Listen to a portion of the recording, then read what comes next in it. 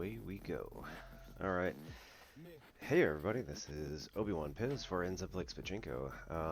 Sorry about last night, man. Yeah, I made a date night with my spouse, and we hung out on the couch and watched Steve Martin show, Only Murders in the Building, and we got up through Current, so we're caught up with that one. I really like it. It's hilarious and ridiculous, and pretty much everything that I've come to expect from the two of them. Um, and then Selena Gomez is also amazing, and like the three of them just have really good banter. Um, so tonight we're gonna be doing some mathy type stuff. We got Calc 2 and a logic that I've been working through with my classes, and if anybody feels like anything else, feel free to suggest. This is, I probably should add that too.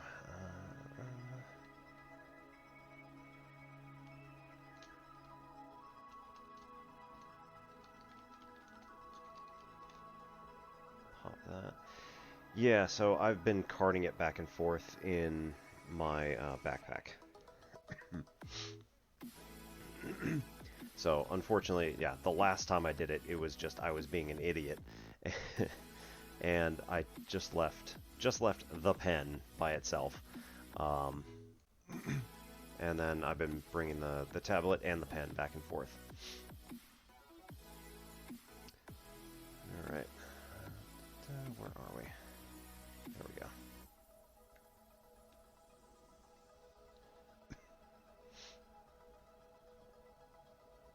Okay, cool. I gotta get used to it again, because lately I've been doing, on my other computer, I don't have the driver installed. And so the way it works is that all of the, all of your movement is relative. So if I move here and then pick the pen up and move over here, it actually stays over here, and it's just that I'm on the left side now, so I can move further to the right.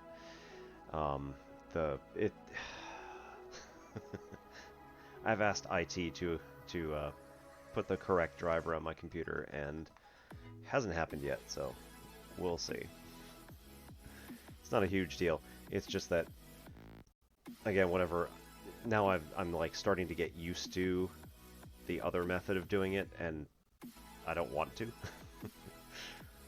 I want to have the one-to-one mapping with my screen to the tablet area, but whatever. I can deal with it, I guess. So, Superbrain, any particular stuff you want to see, or?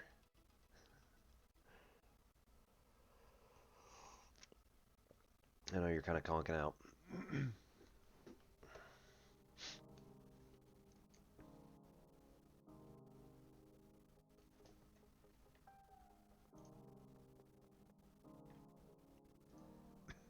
Alrighty.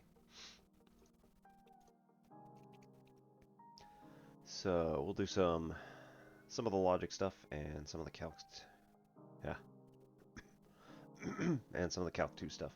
So for logic, lately I've been taking a look at when you're doing conditional statements. There we go.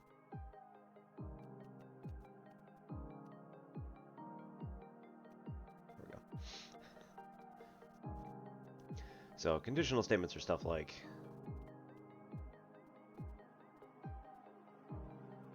if P then Q,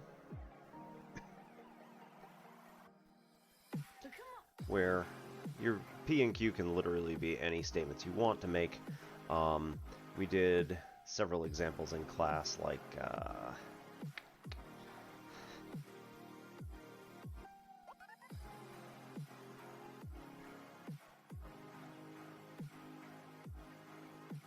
I touched the stove, and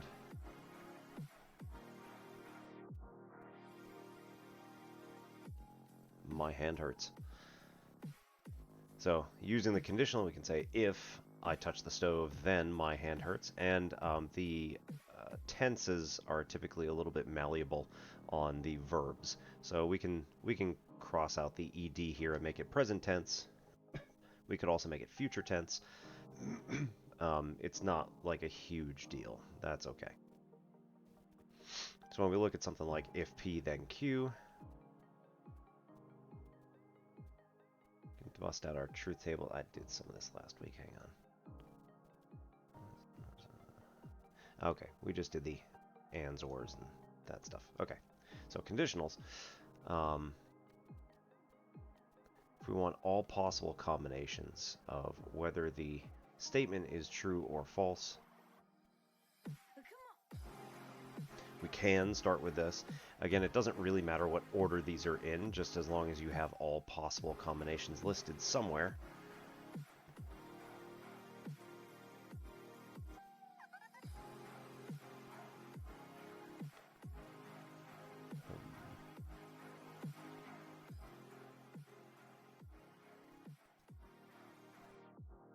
Turn that down just a little bit.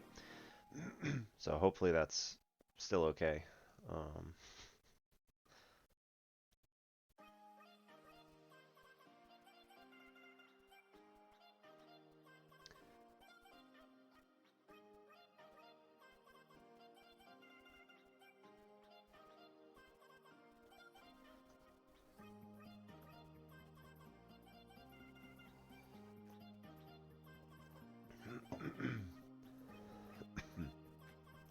So when we're talking about the conditional, P implies Q, or if P then Q, is the same sort of thing. So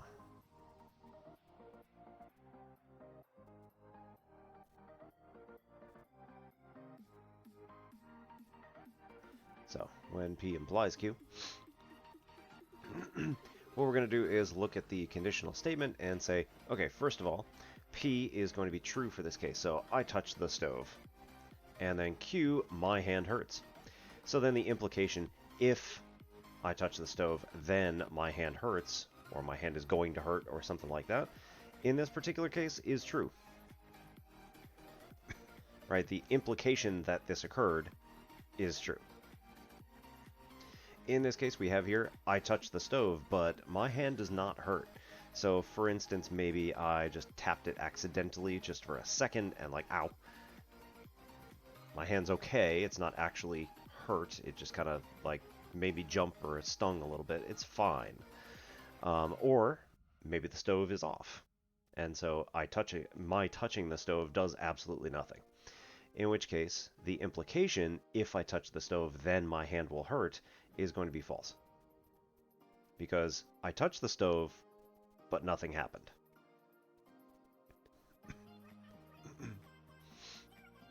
Alright. Now this is the one that gets everybody all tripped up. If we have a false conditional, so our initial condition on this is that I touch the stove, is false. So I never touched the stove. If I never touch the stove, then the implication that if I touch the stove, my hand will hurt is actually still true.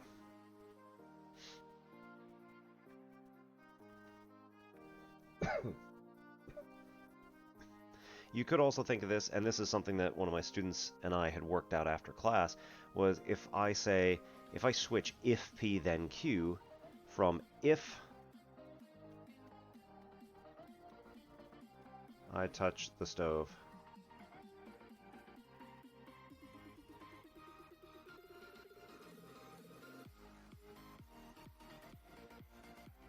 then my hand will hurt, and I instead trade this out for every time.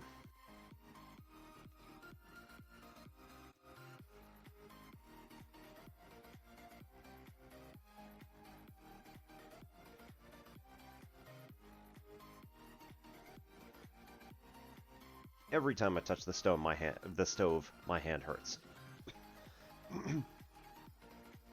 So this is really saying the same thing, is that all available evidence that is given to us is telling us that this cause here, me touching the stove, will have the effect of hurting my hand. So every time I touch the stove, my hand hurts. It's the same deal. And again, here, we didn't touch the stove. This does not falsify this statement that every time I touch the stove, my hand hurts. It's still going to be true. So a lot of my students were like, I don't get it. It doesn't make any sense. Why is something false giving you something that's true? And again, it's not, this doesn't even touch this statement at all. It just completely fails the initial condition. It doesn't even matter what the antecedent, the second part, does, whether my hand hurts or not. The fact is, I never touched the stove, so like, why would my hand hurt? I don't know, it could be some other reason, right? I hit it with a hammer. Right? I cut my hand instead of burning it, so, it's a different kind of hurt. I burned it on a candle instead. I don't know. Many other things that could happen. So with if P then Q, here we're going to find that we get a truth combination of true, false, true, true, given these four combinations in this order. And it does not matter what order these are in. If you start with a true statement and your then, or antecedent, is a false statement, then the implication was false. That one thing cannot lead to the other. Because it literally you just gave a counterexample. In every other case, though, we are not falsifying the statement, so all three of those are true.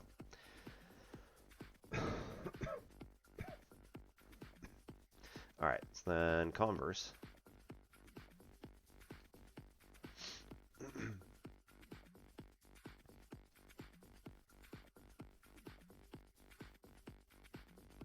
Is if Q then P.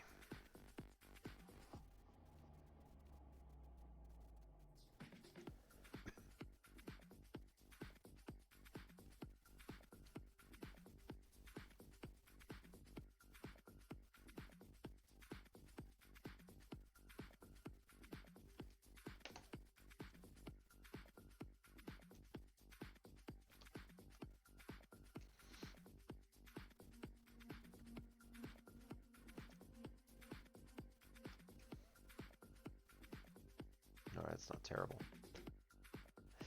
It's not where I wanted it, but Alright.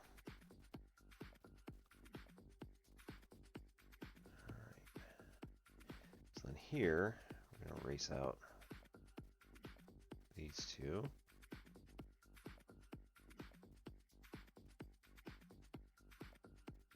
I mean, I don't really need to erase all of that, but we'll explore it. So, Q implies P ends up getting us something slightly different. We're going to start with if Q, so we start with the Q column here.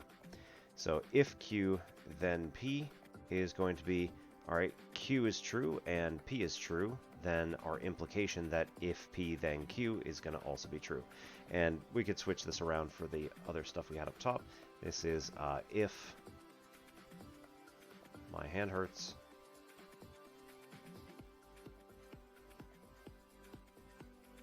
then I touch the stove.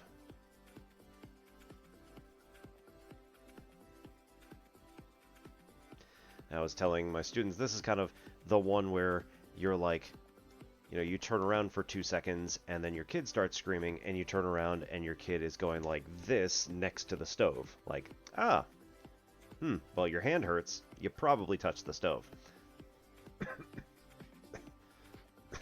We have been fortunate enough that just telling our kids that this is dangerous and it is super hot is good enough. Like at one point, I did actually pick my kid up and away from the stove, but allow them to put their hand over the burner really high up and be like, see, very hot, don't touch. All right, so then over here, we start with a false. So again, my hand does not hurt. If my hand does not hurt, then the implication, if my hand hurts, then I must have touched the stove, is still true. Because again, my hand doesn't hurt. But if it did, I probably touched the stove. Alright, the next one is if Q. So my hand does hurt, but it turns out that, again, I cut my finger or something like that with a knife. Then here, the implication that if my hand hurt, then I must have touched the stove is going to be false. And then with a false, here we're going to say that this is again going to be true because my hand doesn't hurt. So the implication that if my hand hurts, then I must have touched the stove is still true.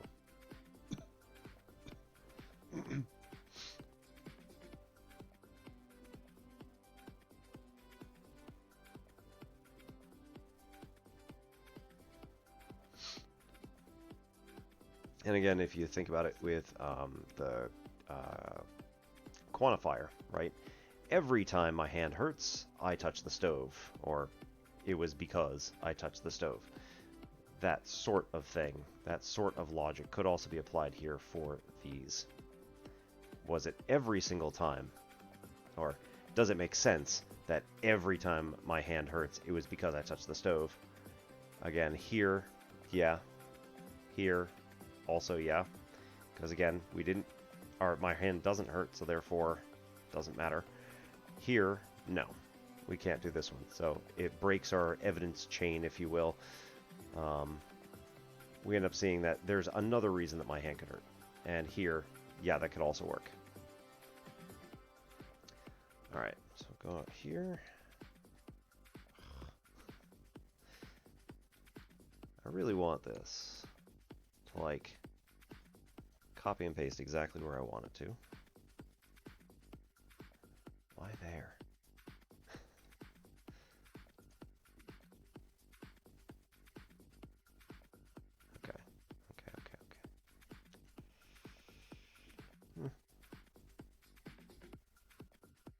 This'll do okay.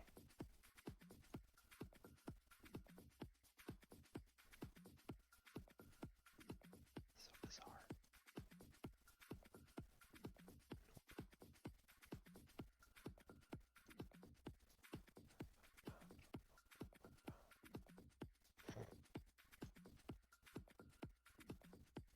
Maybe my obsessive scratching.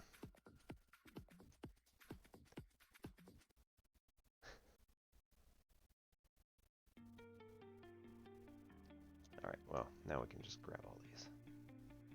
Batch them together.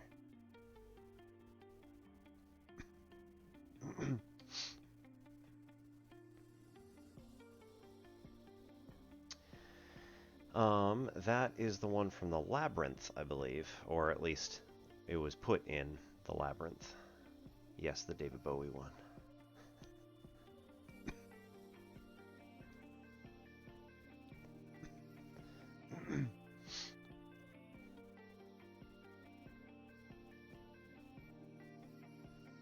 So that was,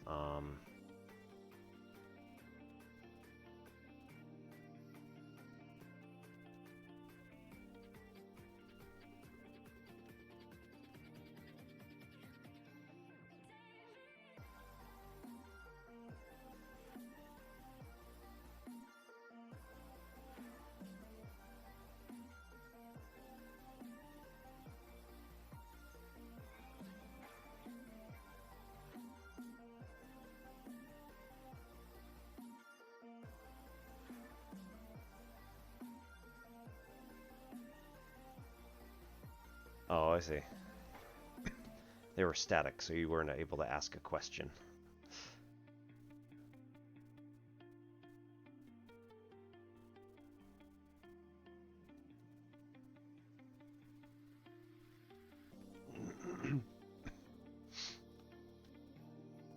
Yeah, that's always a perennial favorite of anybody. Because, I mean, David Bowie. It was funny.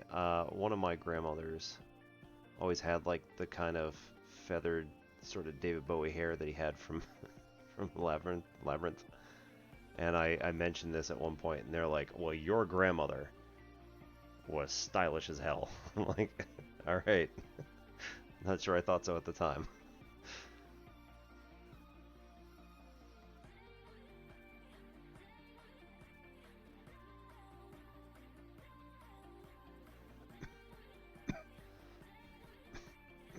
Yeah, sure, go for it.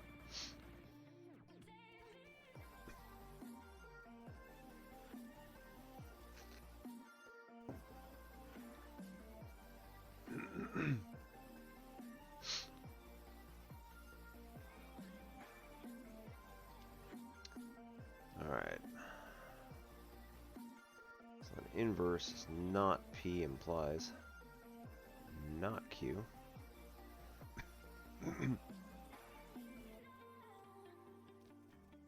If I don't touch the stove,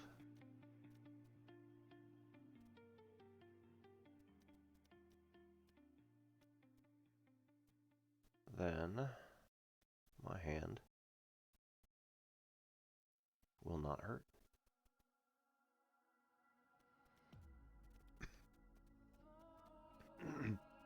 Alright, so for this one, again, we got not P and not Q, which are, crap. So if we base this off the previous stuff, right, gonna go like this. Might as well keep it in the same order as actual P and Q. It's gonna be false, false, true, true, false, true, false, true. Alright, so not P implies not Q. If I don't touch the stove is false, therefore I do touch the stove. And then not Q is false, therefore my hand will hurt. Again, the statement, if I don't touch the stove, then my hand will not hurt, is going to logically be true, again, because the initial premise, the initial statement, is false. And again, false, true, we're going to get another true here. Then here, true to false, this is where we get false. So again, if I don't touch the stove, but my hand ends up getting hurt anyway, right? It was some other reason, but still. This is going to falsify this whole inverse statement. And then true, true is going to get us true no matter what, right? Oops. If I don't touch the stove, my hand is not going to hurt.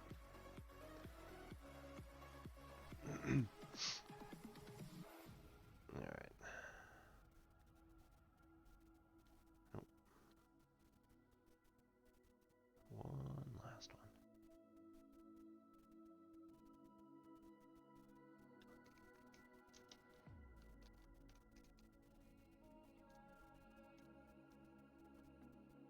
Nice.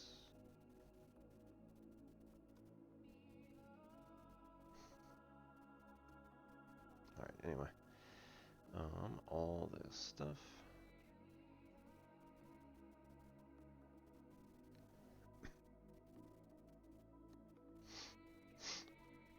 We're still going to use not P and not Q, but we're just going to switch around which ones are where.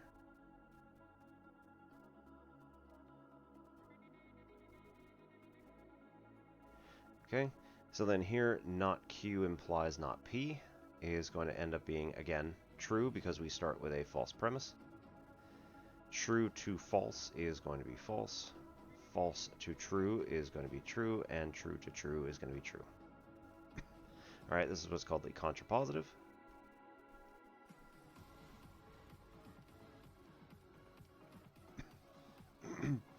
In this case, this is if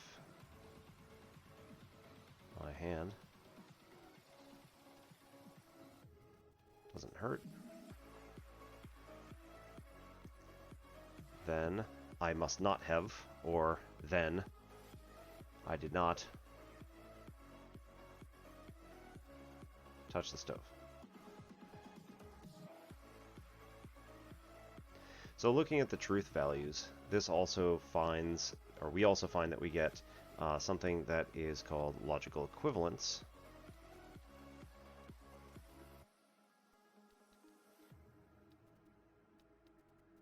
Which is going to be identical truth values given the truth tables in the orders that we have here. So if you notice, true, false, true, true is something that we in fact get over here with the contrapositive. So the conditional and the contrapositive are logically equivalent to each other, which means that the statement, if I touch the stove, then my hand will hurt, is logically equivalent to, if my hand doesn't hurt, then I did not touch the stove. So it is an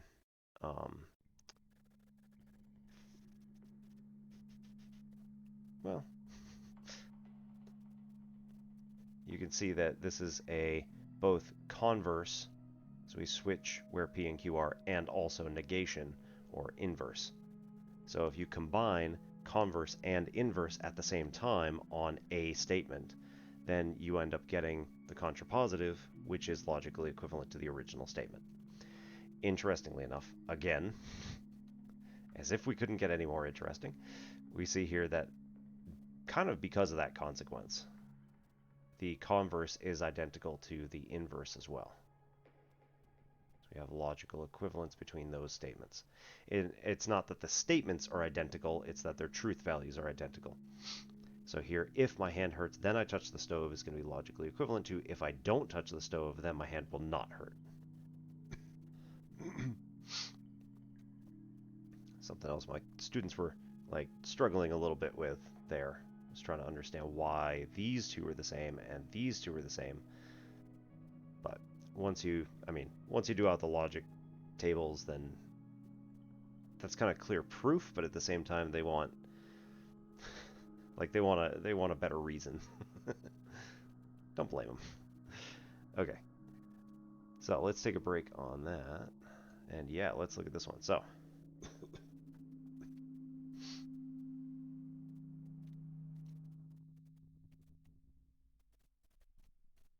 if safe,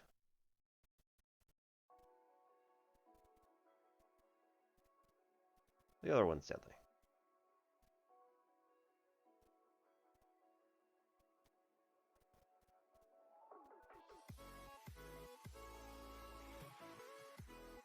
Oh, you don't even have a second? Okay.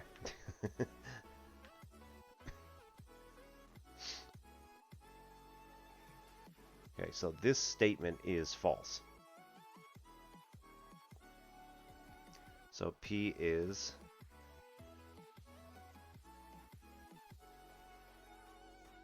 this door is safe. Q is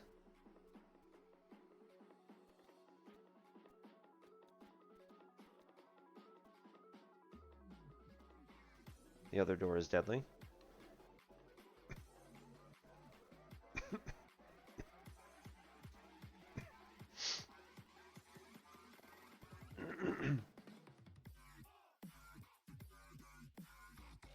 Right, so the only way that this can be a false statement is if P is true and Q is false. So that's telling me that both of the doors are safe.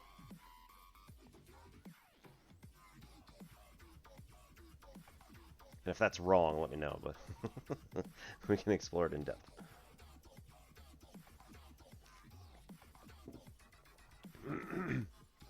So that's because of this, the conditional specifically. So if you're looking at the conditional statement, if P then Q, there's only one case in which that statement is actually false.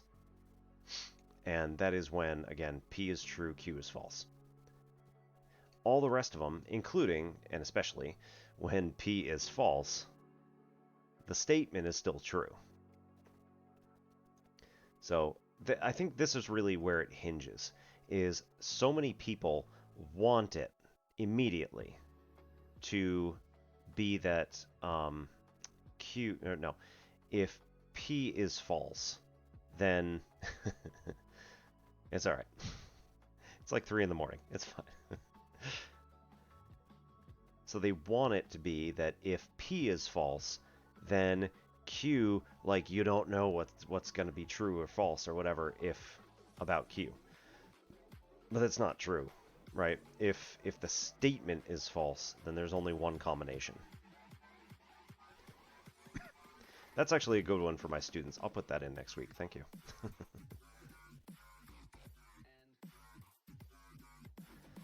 The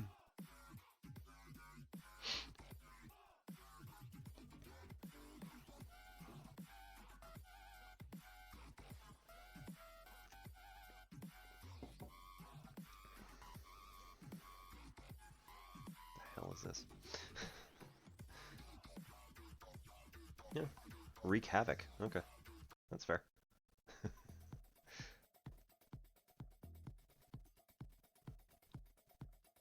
See how that goes.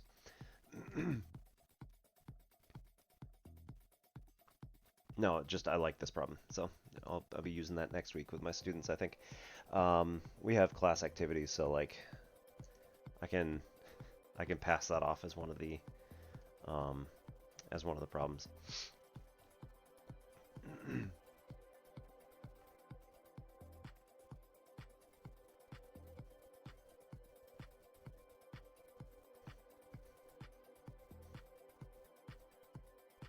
Mm.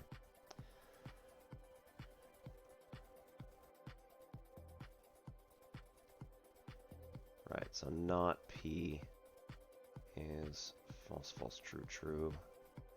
And then Q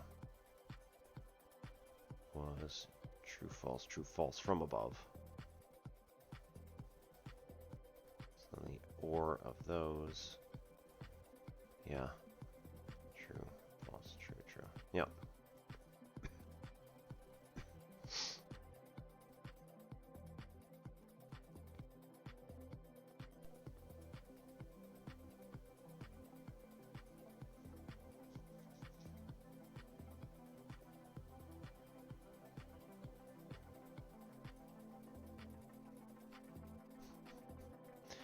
Right, so either this one is unsafe, or the other one is deadly.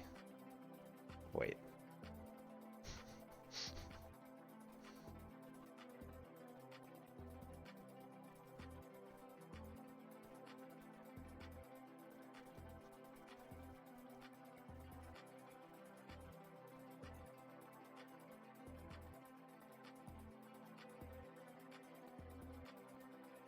Oh, I see. Right. Okay, now I got you. Right, so the statement here is either this one is unsafe or the other one is deadly, and it's false. So then you have this one must be safe, and the other one must also be safe. I got you. No, sorry. Your or statement. Your or statement is either this door is deadly or the other door is deadly, and it's a false statement. Therefore, we must have that this one is safe and that one is safe. Yeah. Yeah, I got you.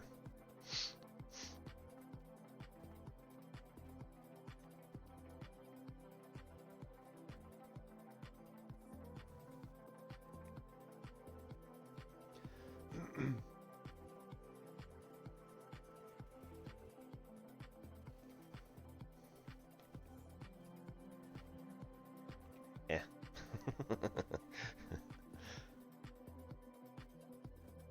I mean, the tilde is just at the top corner. Well, okay, never mind. You do not have the same keyboard as me necessarily.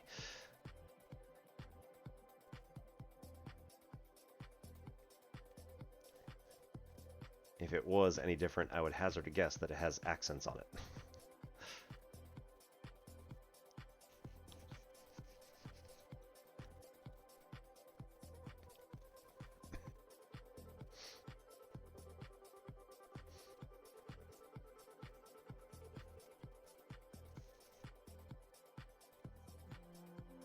Right, so let's look at the Bowie one then. It's going to be...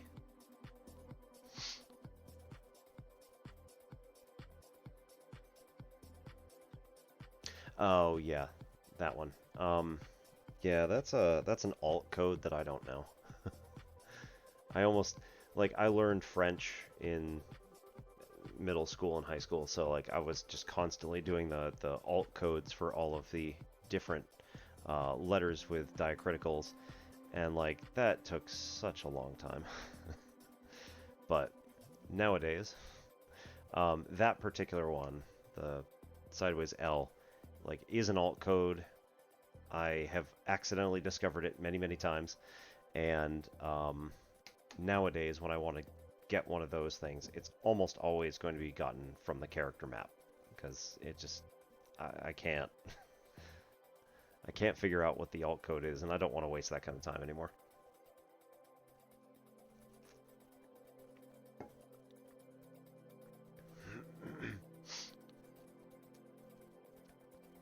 All right.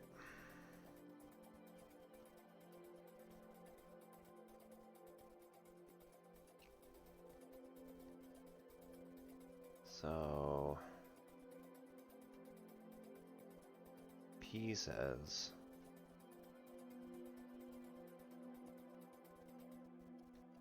I always lie. Q says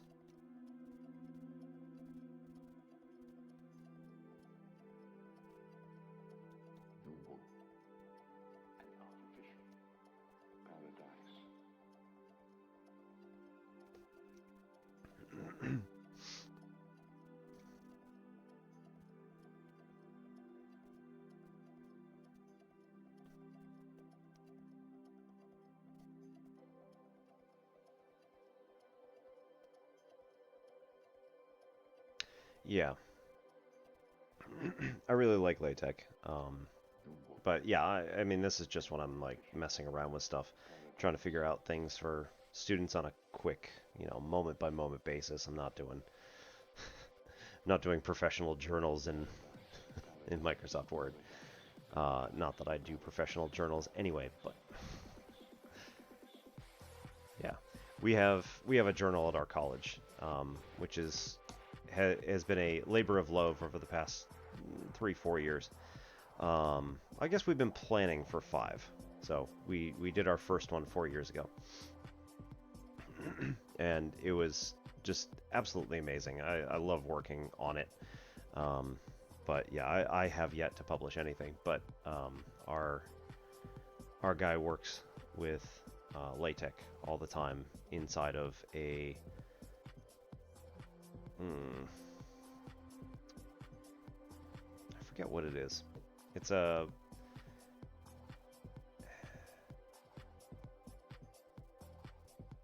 a WordPress kind of thing. I don't remember what it's called exactly. That's fine. But they like allow LaTeX in all their stuff. So I mean, most text editors these days do that. But yeah, we just basically import a whole bunch of LaTeX code and start paragraph, end paragraph, and it's been going pretty well.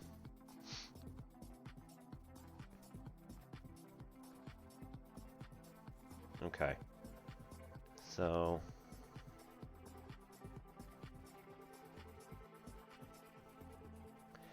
basically you want to end up trapping these guys down into one of these states where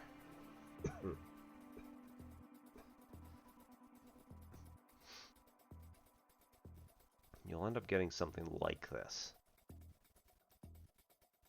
So, yeah, I think I've seen something about LaTeX and Desmos as well. Oh, that's right. Yes,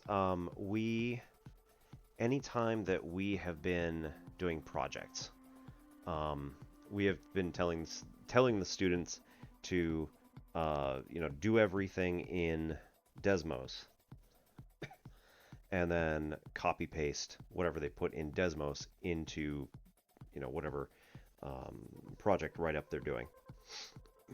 So then it always ends up showing the proper LaTeX code in that place, and then when they submit it, it automatically reads and then spits out the code itself, or the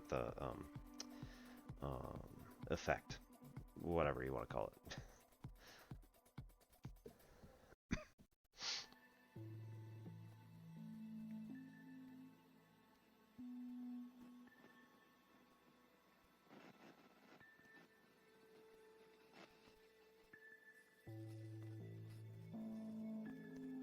are you doing the not P or Q thing? Because you're saying...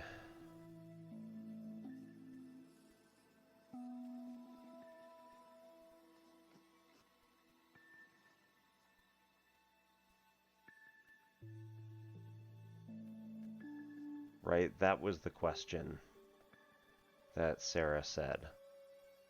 What would he tell me? You ask one of them what the other one would tell you. So then... I mean, this is a lie in itself, right? I mean, it would have to be...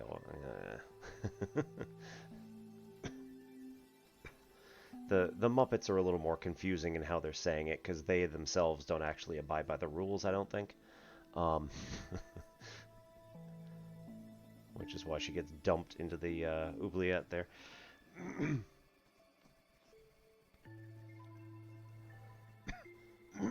Right, but I always lie would be a lie. So, like, it would have to be I sometimes lie. It would be the actual truth.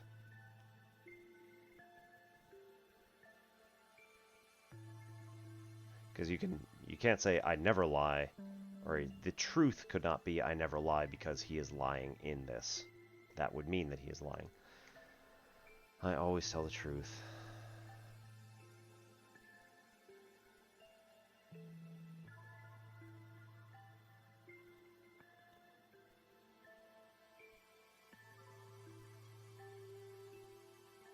Which again could technically be a...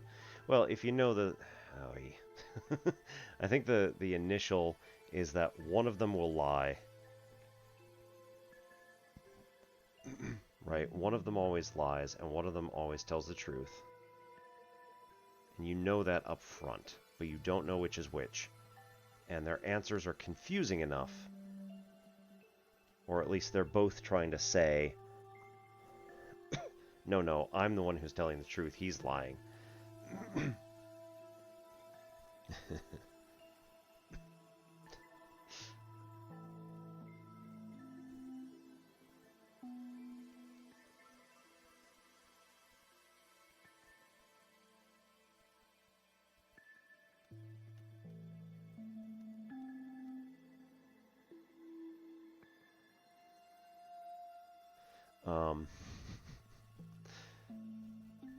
So if you know for a fact that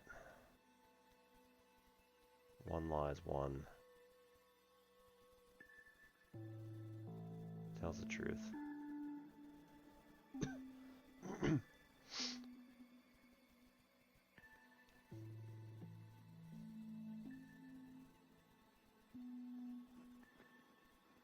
Okay, so if you ask this one what the other guy would say, and he's the truth teller, he would say that he's lying.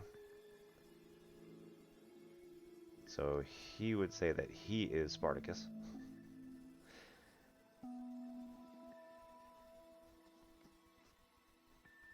That's it. That's the... Yep, that's the key. So the truth teller would say that this guy would say that he's Spartacus because he's telling the truth that this guy would lie. And then the liar... Well, yeah. But if you're only able to ask one, that's always the deal.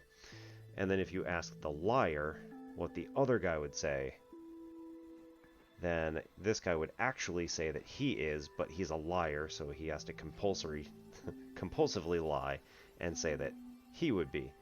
This guy would say that he's Spartacus. And so both of those are lies. And so the other guy is Spartacus.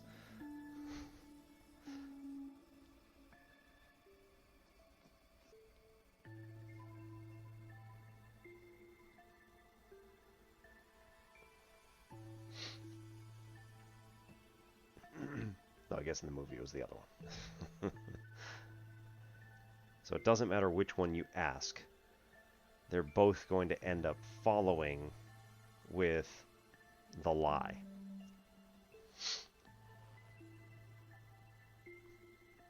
don't know. Is that a PQ thing?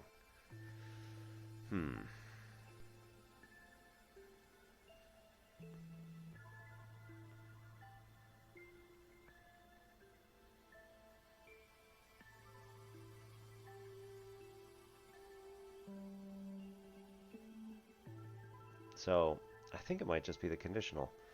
If P then Q.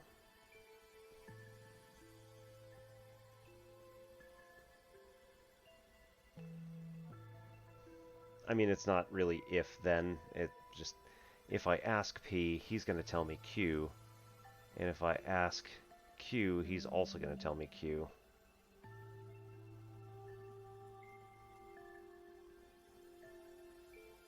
Yeah, I don't think that's really a symbolic logic. At least not in the same way.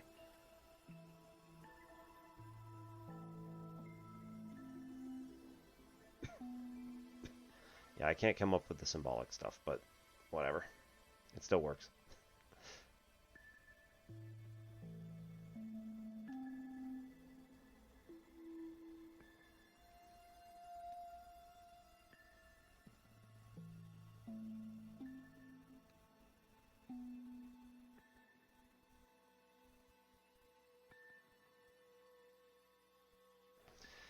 So anyway, that's another dorky joke if you don't get that one. That's perfectly fine. Somebody's going to appreciate that in like 6 months from now.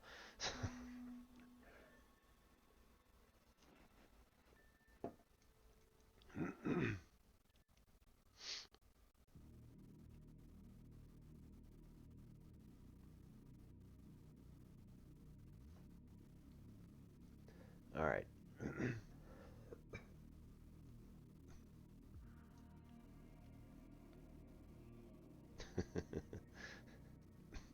Yeah, no, it's a joke from like all of cryptology. Basically, there's Alice and there's Bob, A and B, who are sending messages back and forth.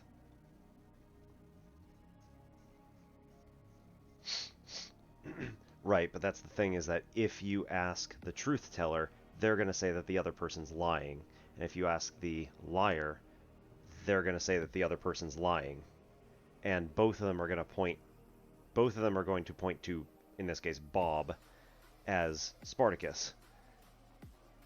And then you know for a fact that, again, the truth teller in both cases, it doesn't matter who you ask, the truth teller will end up telling you that the other person will say that they are Spartacus.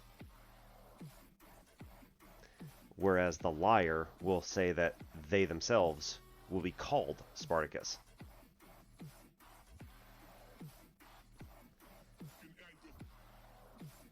So the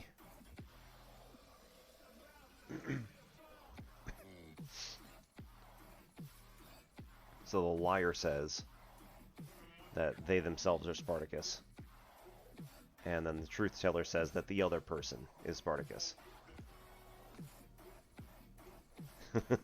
Touche. No. Yeah.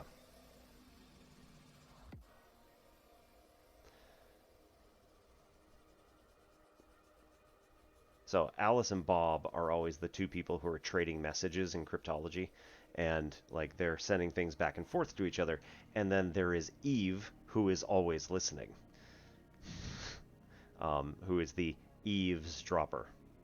So Eve will always try and collect, or will always collect whatever messages Alice and Bob are sending back and forth, and then try to decrypt them through whatever means necessary.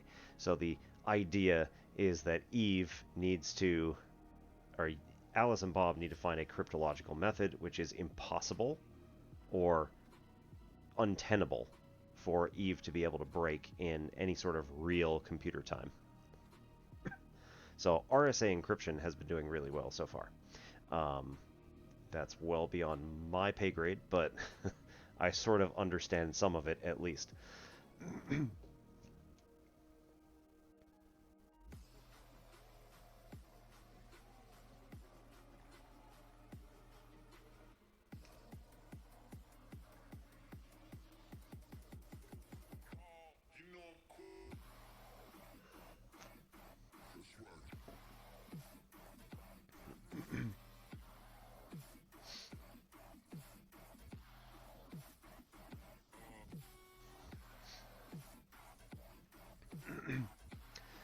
All right.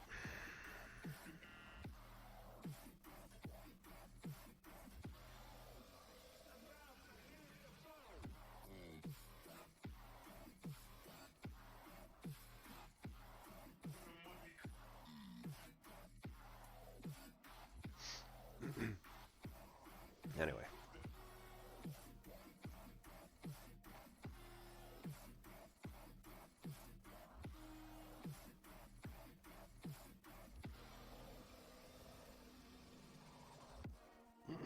So yeah, you saw logical equivalence down below when we were talking about, I mean, like you did, the conditional is equivalent to not P or Q, which really helps. Mm, that's too bad. Okay.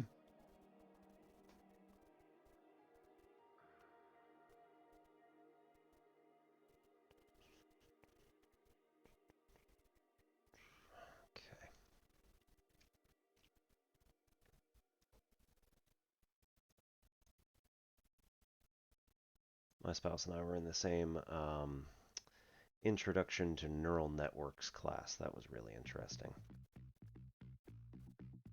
She was taking it as a computer science major and I as a math major, so that was interesting. Hmm. I'm guessing it was a small enough message that it could crack it within reasonable amount of time.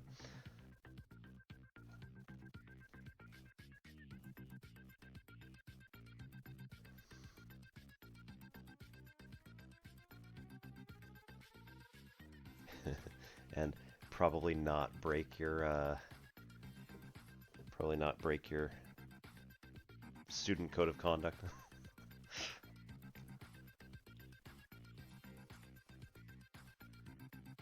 Hmm. All right, let's see.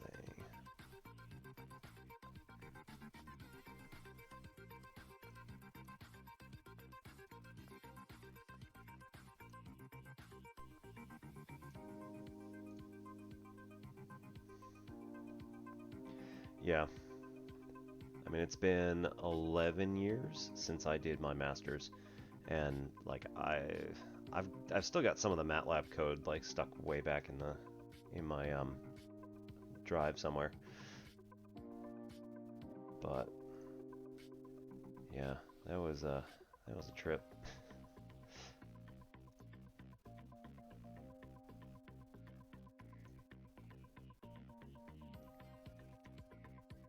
I did do one thing in nonlinear, nope, um, partial differential equations, which was trying to figure out what the um,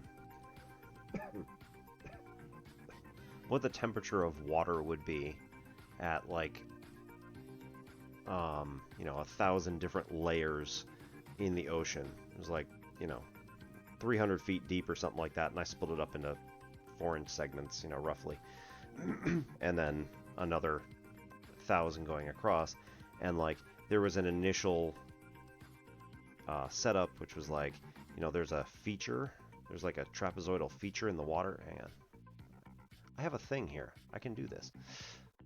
So there's like this trapezoidal feature in the water that looks like this, and then the water ends up flowing up and over like this. This actually happens in the Strait of Gibraltar, and all this really, really cold water from down here ends up working its way up over the feature and then back down again on the other side, and it causes this like massive cold spot on the surface of the Mediterranean. Well, I guess technically it's in the Atlantic, but yeah, there's this massive cold spot in the Atlantic that's just off the Strait of Gibraltar. And they're like, I don't understand why this is here. And my DiffyQ teacher was like, well, why don't you try this project? It's technically unsolved. You might as well try it. So I did this whole thing. And then in my MATLAB code, I don't know what went wrong, but the like as it started ticking through, it would go through all of the individual, so it like found every individual particle going all the way across, and then did each layer going down. So I've got like, 10,000 data points in this whole region. And then all of this is constant. So we call that just ground. So underwater, this is going to be a constant, like, I don't know, probably 54 degrees or something like that. And then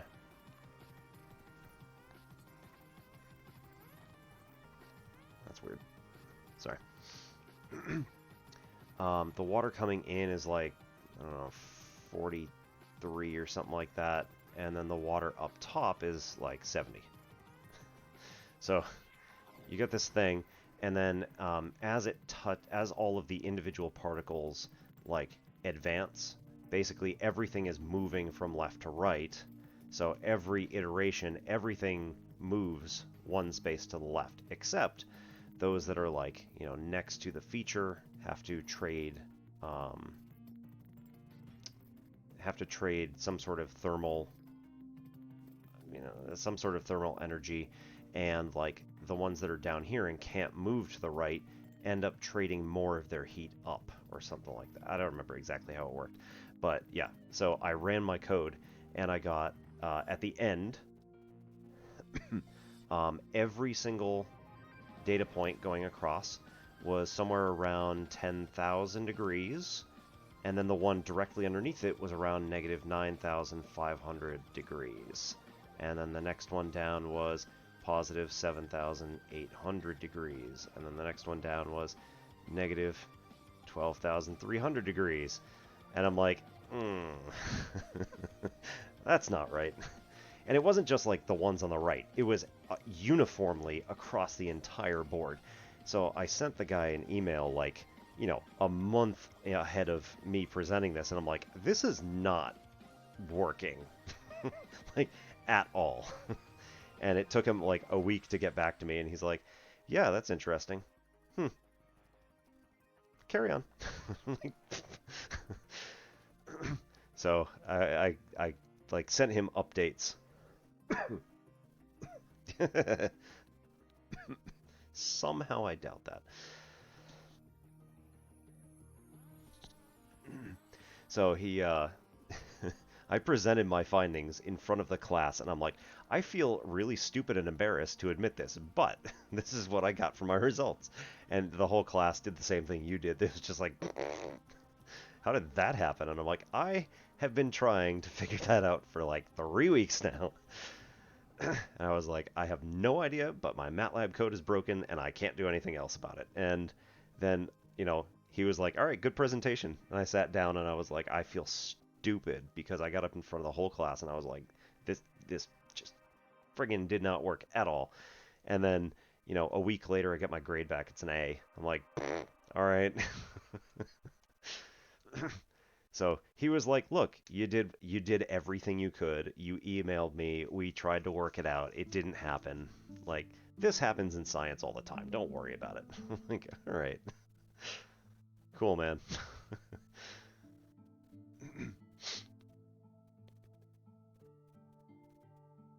Yeah, so it was at least an interesting experience.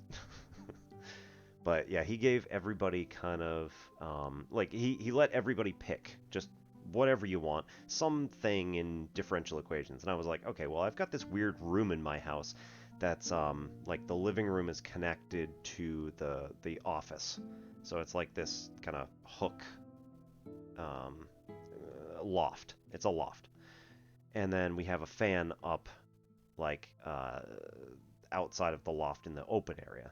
So then, like, I could do, like, mixing of air and stuff like that. And he's like, yeah, that's kind of well-defined. Like, it's done. Everybody knows how to do that. I'm like, okay. Here, why don't you try this one? I'm like, all right. It was a very interesting problem, and I might, someday come back to it. Who knows?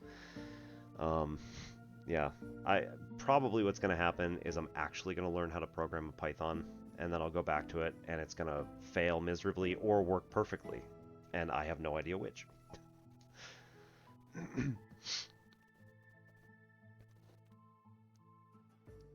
So it didn't matter that it was in order because what I did was I created a new layer, which was that I iterated literally just going across every time to a new variable, like to a new array. So all of the answers got put into a secondary array. And then when I was done, they all overwrote the original array, like all at once. And then that new array became the base, which then we calculated new ones going all the way across again, and then overwrote the old one. So I mean, it should not have done anything in terms of like taking a new answer and then calculating the old answer off the new answer. It shouldn't have done that. I don't think it did. That was 11 years ago. I don't know. Yeah, yeah. Like that was the first thing I noticed was that that was okay. That I was not using like I recognized that that was something that I would do because I would totally do that. Um, but I ended up that was fine.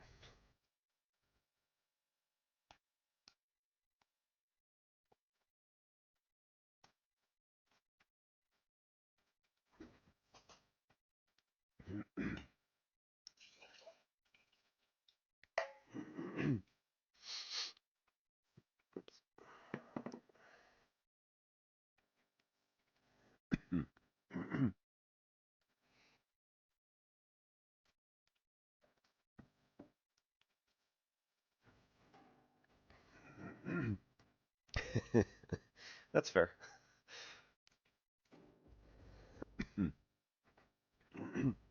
I, at one point, replicated the game of life in MATLAB. And like they have a very nice MATLAB game of life um, that like works very well. It's very fluid, and I mean like it's a programming project I was interested in at least attempting it, right? So I did basically the same thing I did here, which is probably a mistake, but like iterate every single one that it like basically just checked all of it checked the entire array and anything that had a um, if anything had what was it, two or more.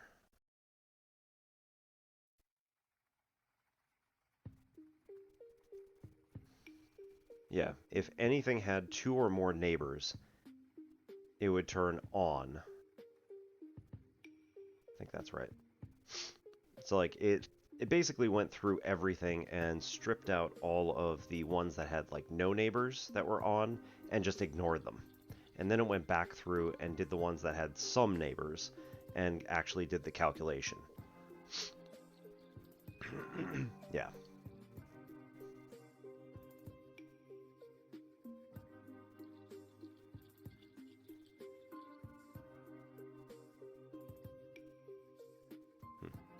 Anyway. Oh no, it didn't. It didn't ignore the ones that were also on themselves. So, uh, well, it did work in that it produced the correct like figures and started walking them across the screen, but then it started getting progressively slower and slower and slower. So after like 10 or 12 iterations, it was working so slowly. I was like, what the hell? So it started clogging the memory of the computer, and I don't even know how because it was just all it did was just overwrite the previous array. So it just like again, I did the same thing where it was, writing to a new array and then overwriting the old one, and writing to a new array and overwriting the old one, and it was just two variables or two array variables. So I don't know, like, I don't know if my MATLAB code should have been somehow clearing the memory after every iteration or every 5 iterations or something. Like, I don't know how to do that. It's not something I thought MATLAB could even do. Yeah, I mean, it's clearly holding it somewhere in, like, the RAM, but yeah. So it was just a massive memory leak. I'm like, oh, great. So it at least came up with the right thing. It was just that I couldn't run it for any length of time. Unlike the real MATLAB code that, you know, whoever it was, the University of Washington or whatever, ended up putting out. I was working at a satellite project in 2001 when I was a freshman in college. And I stumbled across the MATLAB library.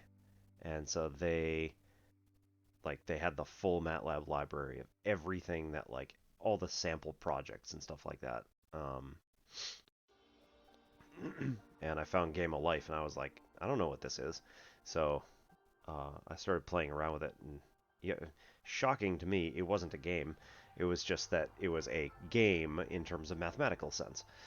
You know, it's a thing that has rules, and therefore you let it play. And so it was kind of interesting because I would just, like, let it run in the background while I was doing work. I just occasionally watch it in the side.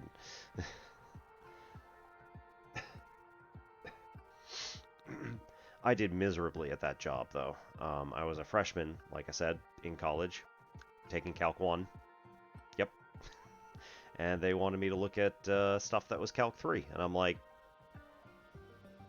I don't know what to tell you. So he was like, okay, this is really easy. All you got to do is treat other variables as if they're constants. And I'm like, okay. And he's like, just go through this thing, make data tables, blah, blah, blah. And I did that, and then I don't know what I'm doing. So I had a couple of guys check the work, and yeah, didn't really work out. I felt really bad, because I'm like, I just spent an entire semester doing, like, practically nothing. It's kind of wasting your money here. But it was mostly the college's work study money, so I don't recommend that, by the way. If you need more direction, yeah, probably. So Calc 3 in the United States is multivariate calculus. So you're talking vector calculus.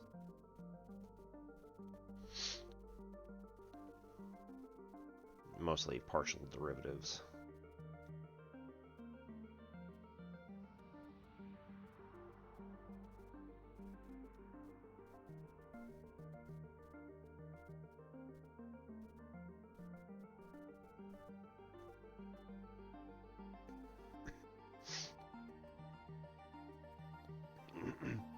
So this thing ends up 6x1. Oh, I always forget that one.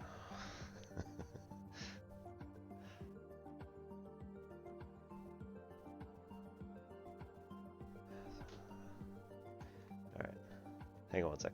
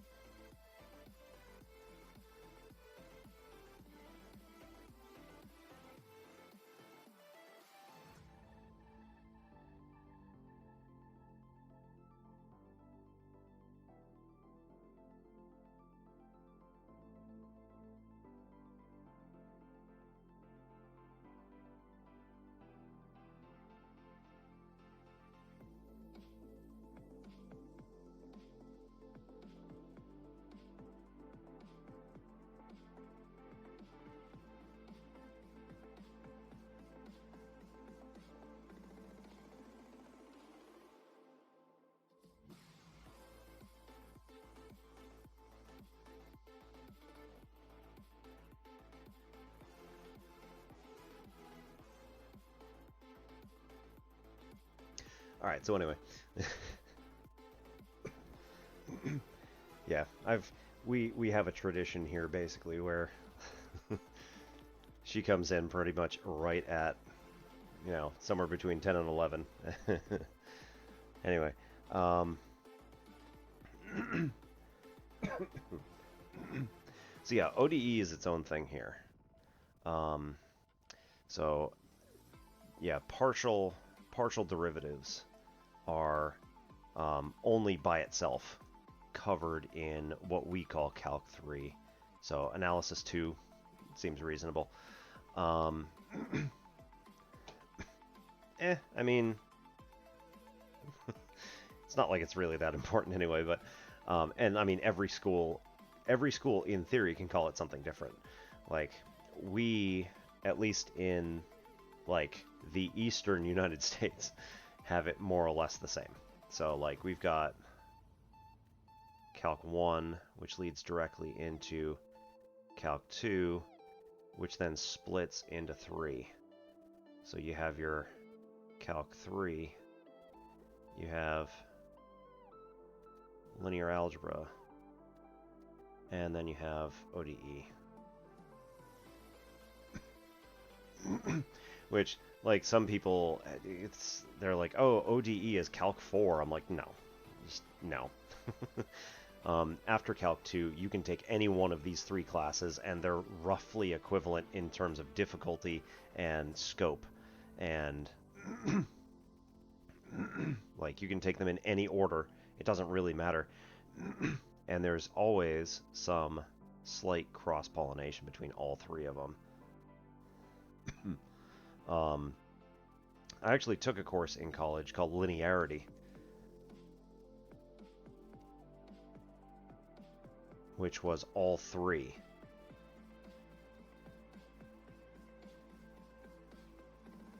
It was 6 credits per semester, and it was 2 semesters long. So an entire year of 6 credits each. Like, and it was literally, we are covering all 3 classes. I ended up getting a B in the first semester of this, and then ended up getting mono in my second semester of this. So I ended up with a D, and they were like, yeah, that's not going to work. I'm like, yeah, no kidding. And they were like, so either you can take all 3 classes all over again from the beginning, or you can wait until next spring and retake the half of the course that you got a D in, which realistically is failing. And I was like, yeah, I'm going to take that, just the second half over again. So I took the second half over again, and I was still kind of a little out of it. I mean, like a year later, I was mostly over mono, but then I was also like, I'm really stressed because everything sucks at this moment. And I had to take like this on top of my normal course load. So yeah, it was a little bit heavy. I think I was taking 18 credits, and you're supposed to only be taking 15, 16. Like, 12 credits of normal classes plus this. Like, it was crazy. I shouldn't have been doing it, but whatever. It's fine. And then this was just to catch up, because again, I got a D, and in the second semester I ended up getting a C, so it was fine. They were okay with it ish. But when I got into my master's program, they're like, no, that's not going to cut it. So they said, we need you to take, for my master's program, they said, we need you to take this course in 1 semester, which is an introduction to all of this stuff again. So it was literally ODE, multivariate calculus, and linear algebra all over again in 1 semester. So it's essentially 12 credit hours in 1 semester. Now, granted, it was much more of an overview, and so realistically it cut it down to like 3 or 4 credit hours. But still, it was hard, but I also got an A in it because it was just so fast and like an overview of the whole thing. that was where this, of course I'm not going to freaking, hang on, this book. No, you can't really see it. Never mind.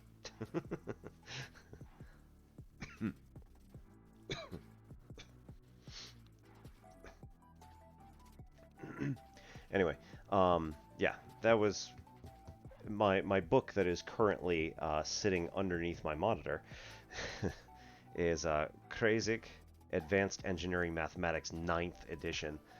So they were I needed some books to just like elevate. Anyway, yeah, like Krasik I actually do use occasionally for this stream because it comes up with some decent stuff for these three classes. Again, Advanced Engineering Mathematics works pretty well. The other one that I have is, let's see, the other two that are under here. One of them is Mathematics Association of America, A Fresh Start for Collegiate Mathematics, Rethinking the Courses Below Calculus. Um, Probably don't tell them. And the course book for the Our Whole Lives Human Sexuality program, of which I am uh, an instructor at our local church. So, a little bit different than mathematics, but you know.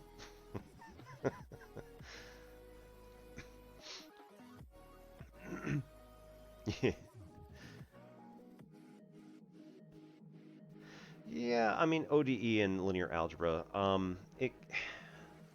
I found linear algebra to be much harder in a different sense. So like ODE kind of just made sense to me. And I think that's mostly because it was like, oh, it's just integrating using calculus. And then you're using special methods for it. So it was basically the same as calculus for me, like Calc 1. And then occasionally topics from Calc 2 and Calc 3, which again I'd already covered, so okay. didn't didn't really seem like a really big leap. Whereas linear algebra was like, completely new for me. I didn't I didn't I didn't really understand matrix theory very well, apart from what I learned in high school. We did like how to encode how to encode stuff using matrices, and like we did like row operations and stuff like that, but like I didn't really get it 100%. And then because of this linearity class, this was also insane because like well let's put it this way: as far as individual courses go, um, the ODE course by itself was supposed to be 4 credits, and the Calc 1 and the linear algebra classes themselves were worth 4 credits each. So, a class was 4 credit hours, typically meant you'd spend about four hours in class every week on any one of them. And like I think they backed us up 10 minutes. So we ended up, instead of spending actually 4 hours a week, it was technically 3.5, but like whatever. Um, Something like that.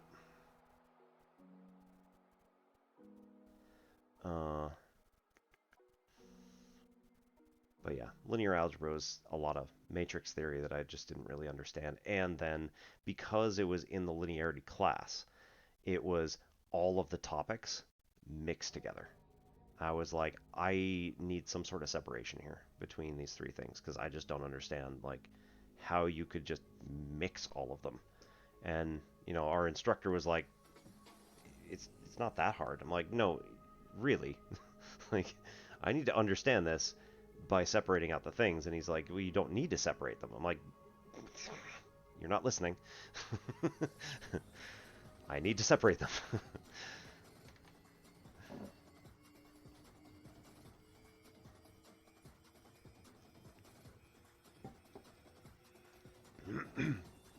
Yeah, 3 blue, 1 brown has been great. I also was able to watch, where's his book? It's here. Okay.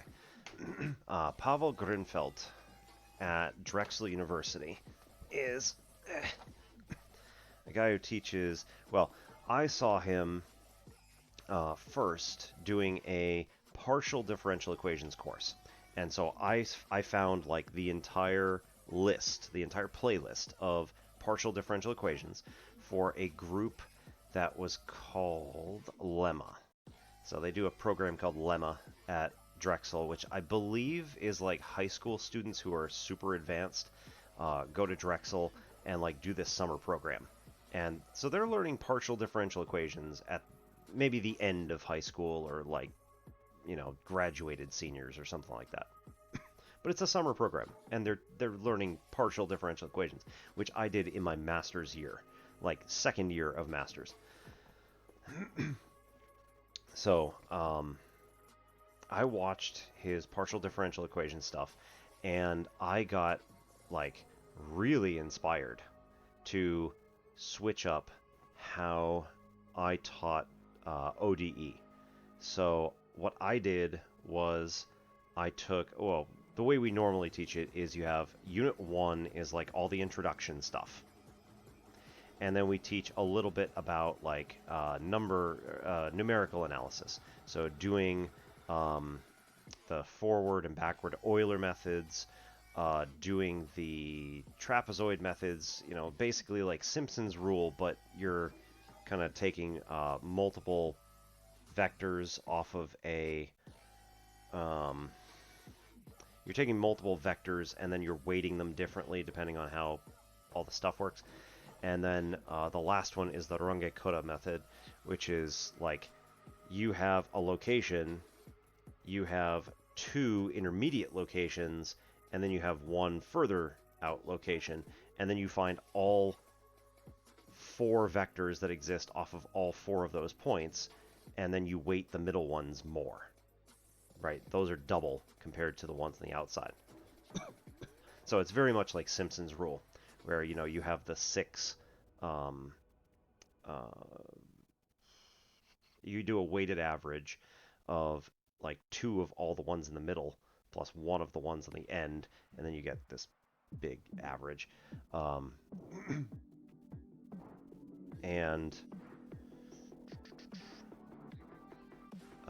Yeah, so the Runge-Kutta method is like extremely accurate and extremely fast for taking a vector field and then saying like, if I pick an initial point, where's the function going to be given the vector field and how it points out in all whatever directions. So anyway, that's Unit 1. Unit 2 was always like, here are some more advanced methods that we're going to learn involving, vector calculus, involving a bit of, a little bit of linear algebra, but mostly vector calculus. And I got my book here. Why am I even? I don't know why I'm doing this off the top of my head. Yeah, Boyce and DePrima, 10th. We've been using that for years. We recently went to a free OER type book. What is it? Yeah, linear systems of equations. The forced vibrations, reduction of order, repeated roots, Wronskian, all that stuff. What's the other one here? Reduction of order, method of undetermined coefficients, and variation of parameters. So we get all of those in Unit 2. And then Unit 3 is like all of the series stuff and all of the linear algebra. And I said, well, according to Grinfeld, according to Grinfeld, he actually switched them and said there's an intuitive way to think about the series solutions, and especially, going back a little bit, the linear algebra portion of it. So if you start with the linear algebra in Unit 2, instead of doing all of the individual variation of parameters, etc., then you can sort of lead with the you can sort of lead with the linear algebra, and then that causes the students to see like kind of a generalized version of it first, and then you simplify it down to being like, and here's how you do it when you have just a single differential equation, or here's how you do it when you have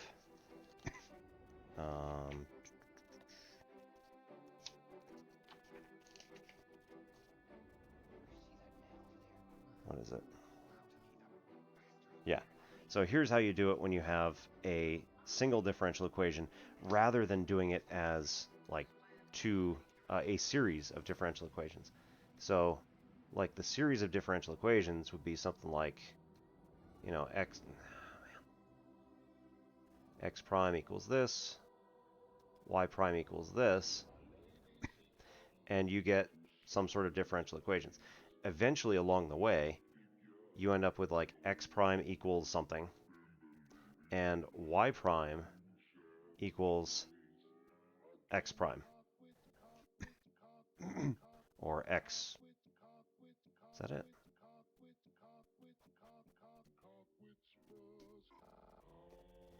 It's been a while. It's been about a year since I taught this. Oh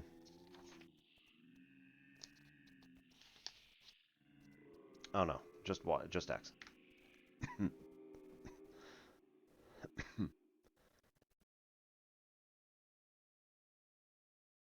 Yeah, yeah. So y prime equals x. So then when you get to x prime, now you have... That's fine.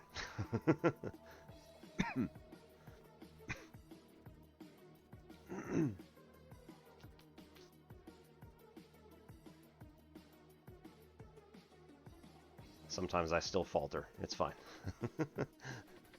So effectively what this does is it creates a system of differential equations which ends up getting you something with like if this is x plus y here, then y prime equals x.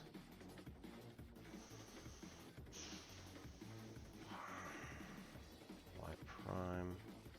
Ah, that was it. Okay, I got it now. Okay, so then this makes x prime from this one be equal to y double prime. So then we take this y double prime and we replace x prime here. So this then becomes y double prime is equal to x plus y, and x equals y prime.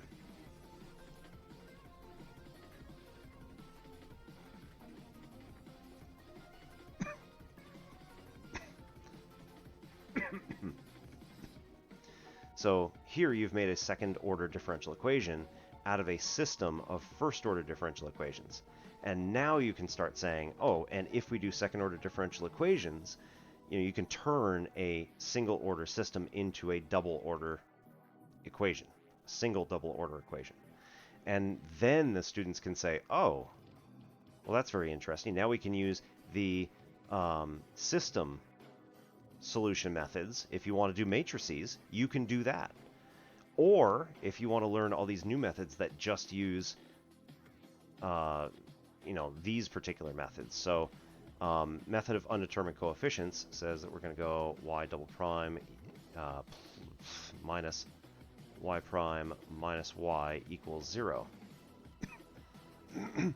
Method of undetermined coefficients says, what do we have that can get combined to become 0 as a function when you take its derivatives in various combinations? Okay, well, if you do that, then y is going to have to look, or y can look, and is probably easiest if it looks like something as e to the rt. So y prime is equal to re to the rt. Y double prime is going to be r squared e to the rt.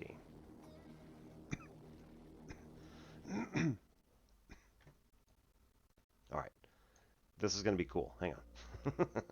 I think you have you taken ordinary already? Is that what I've read into this? So this is going to be e to the RT factored out, and then you're going to be left with an r squared minus an r minus a 1 equals 0. Since e to the RT can never be 0,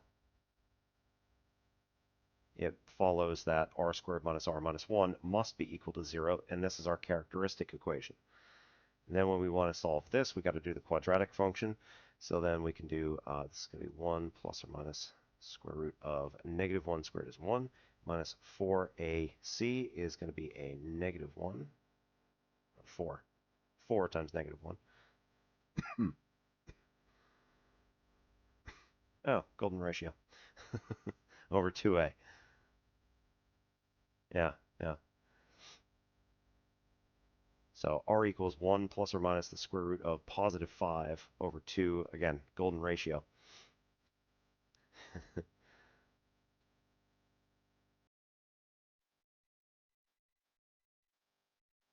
2.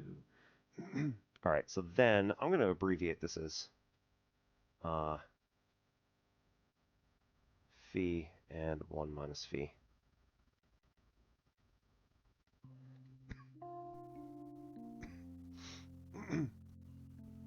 So then our equations, we have this principle that's called the principle of superposition, wherein either of the solutions can exist in a linear combination with each other, and they are also solutions. So what we can do is say, taking R1, which is going to be phi, yeah, y can be equal to, technically we say either it's going to be e to the phi t, or e to the 1 minus phi t. And again, principle of superposition says that this could be equal to... no, I don't want to do that. Yes, wait. Yes, I do. It could be equal to, like, a e to the phi t plus b e to the 1 minus phi t. So if we do it as superposition of the two possible answers, then this is what we're going to get for our linear combination of those two answers.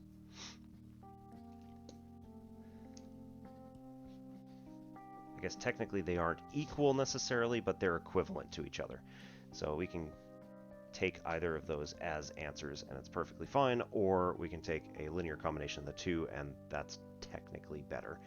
And again, this is not the only solution, it's just the easiest solution. I don't know of any other functions, just personally, where when you take their derivatives, they stay the same.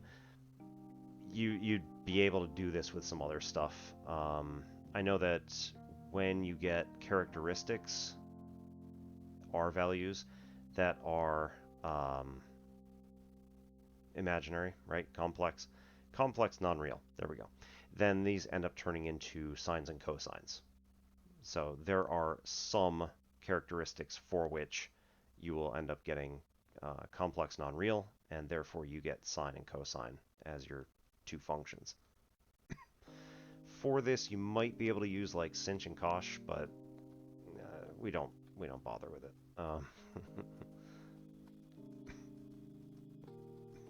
Yeah, and that is kind of the point. Is that when you get the characteristic that is literally the Fibonacci polynomial. So this is, r squared equals r plus 1. Right, so this is r over 1 is equal to r plus 1 over r, over r. Exactly. Right, so then method of undetermined coefficients is really easy from here, because then you say, okay, if we had initial conditions like that y prime at 0 was equal to 3 and y at 0 was equal to -7, then we could plug in these values and end up getting two coefficients, which are going to or we'll get a system of linear equations. When we plug in 0 for both of these, they go away, but a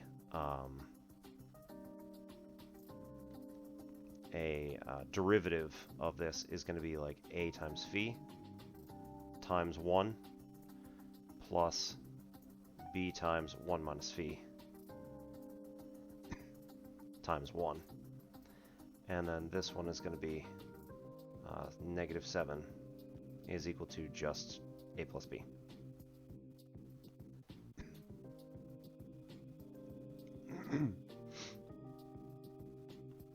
And then that's just a linear system of equations. So if we multiply by phi, that's going to be ugly. All right, cool. And then subtract the entire second equation. And again, this is where our linear algebra starts coming back in, is you say, okay, if you do the linear algebra thing, we could have done this using row reduced echelon form, so doing row operations for matrices. Yeah. That's going to be 3 plus 7 phi is equal to, that's 0. And then here we get b minus b phi. And minus b phi is going to be b minus 2 b phi. It's going to be b times 1 minus 2 phi. It's 3 plus 7 phi. Alright, so then b is equal to, this is going to be nasty, 3 plus 7 phi. Irrational as hell. 1 minus 2 phi.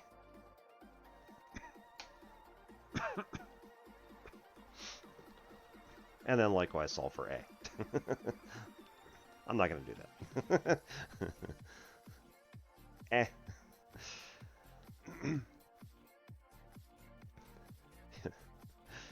See, this is what authors do, authors of math books. They just say, and I leave the rest to be an exercise for the reader. Like, I don't want to do that. You do it.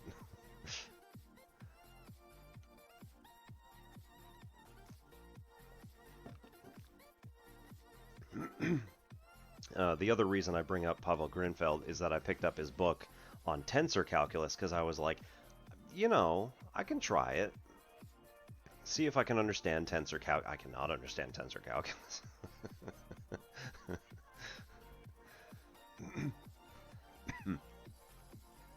Yeah, that tends to be the problem, is that it becomes uninteresting.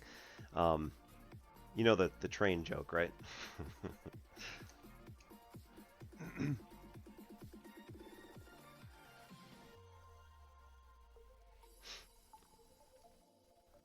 The answer is most likely, I do, but say it anyway.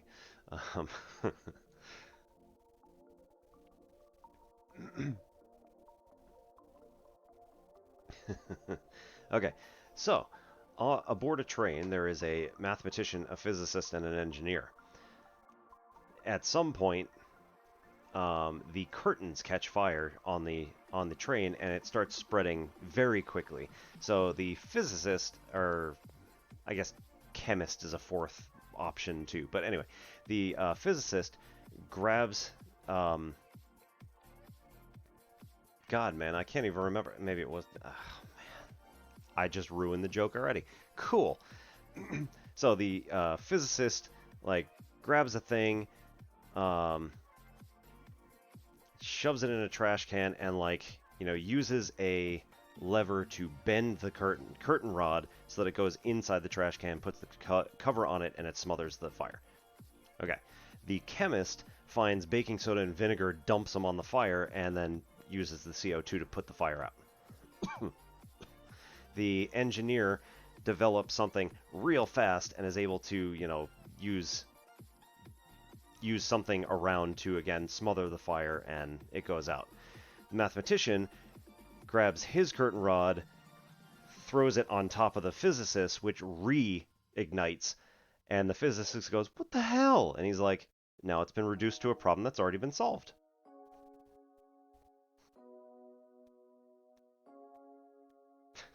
Anyway. Yeah. Doesn't matter what it is, it's just...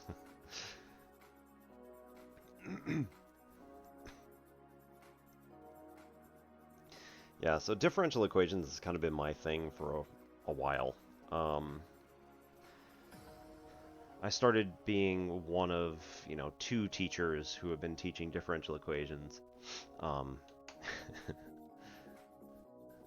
I'm glad you like the bad jokes. So I've been one of 2 teachers who's been teaching it at our place. And I've been off for the last year, off of that particular course for the last year. And they've been giving me some other stuff to do, mostly pre-calc, calculus last year, and Calc 2 this year, and then the logic course this year. So that's been really interesting.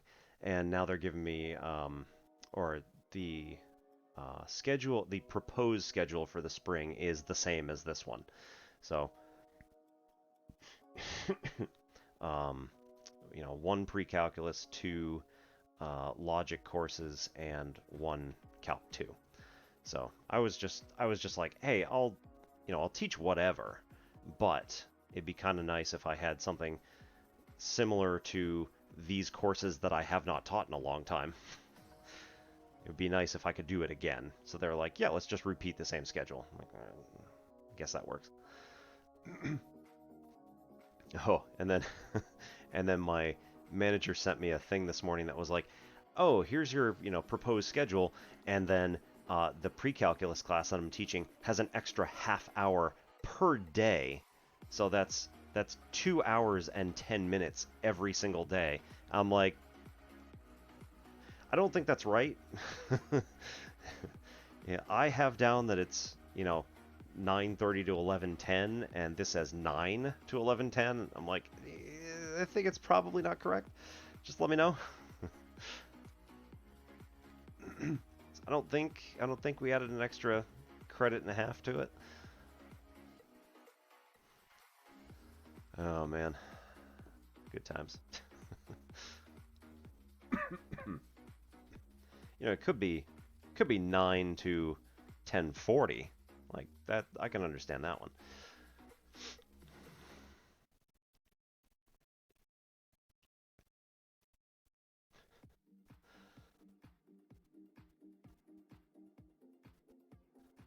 What else do we do? Oh yeah, we did work, or we did the force problems today in Calc 2. That was fun. So I'm talking about like, oh, when you have a spring mass system like this, and I hear, half the things, they're like, I'm like, yeah, I hear you. I was like, but good news, this is super simple when you start talking about like how much work has been done to move all this stuff. So I don't actually I don't advertise this for my students because this technically could be monetized at some point, and I do not want the work aspect of Don't feel ashamed, feel called out. It's different. So yeah, because this could potentially become monetized if I get affiliate, like I do not want my students to know about this, or if they do, I do not want to know that it is them. Technically, there could be a conflict of interest between like doing this and the school's policies. So like if I even accidentally take money from my actual students, that is a bad thing. A very bad thing. Especially since they know it's me, right? If any of them show up here, they know it's me. So yeah, it would be super bad. So like in theory, I would need to declare this as like an alternate source of income, which again, I am currently earning zero money from this. It's cool, but this is just a volunteer thing. I don't care. Like I could like be eligible for affiliate and just never do it. Um, at the same time, getting some new equipment might be nice. Like I'm not gonna spend like, $400 from whatever. Well, so that's the thing, is that if anyone on Twitch drops subscriptions or bits or just throws tips, right? So like I don't have that capability right now at all. If I add Streamlabs, I think technically I could accept tips now, maybe bits, but I definitely can't get I don't think I can get subs until after affiliate. I think that's how it works. I don't know. I probably ought to look this stuff up because it might actually be relevant someday. Because I have, currently as it is, I have all requirements checked off, with the exception of 3 people consistently in the streams. I'm up to 2.1. So that's like we're getting close. So like I have to make a decision at some point. But yeah, I would not be taking money from them unless they chose to. And like again,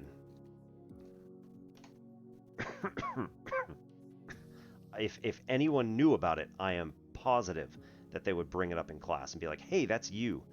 I'd be like, "Don't dox me." Um, but yeah, the second that I accept money from any source, I need to start declaring an alternate income. Um, well, so that's just affiliate, and again, it's 3 regularly for like an average for the entire month, and it's a rolling average. So like as my old streams start getting too old, if all of them had like 1 person or 0 or whatever, then all of my newer ones have more, then my average starts going up. But at the same time, right, if some of my older ones were really awesome and then they start dropping off, then my average can start going down again. So, you know, I don't really pay too much attention to that. Like, I go in every so often just to look at the number, but, it's not a big deal.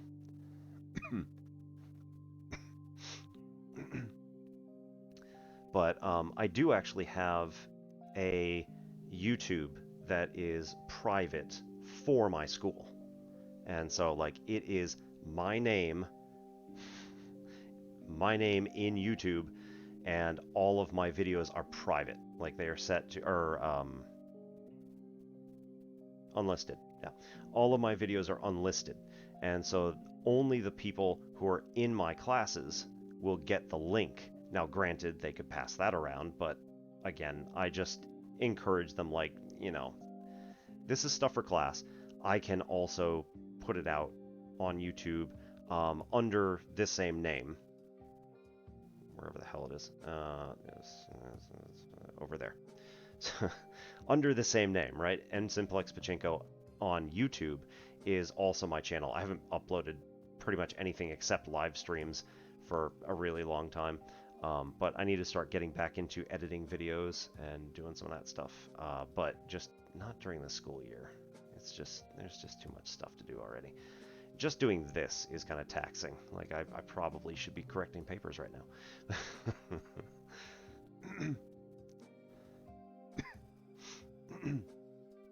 Hopefully my manager won't see this. Anyway.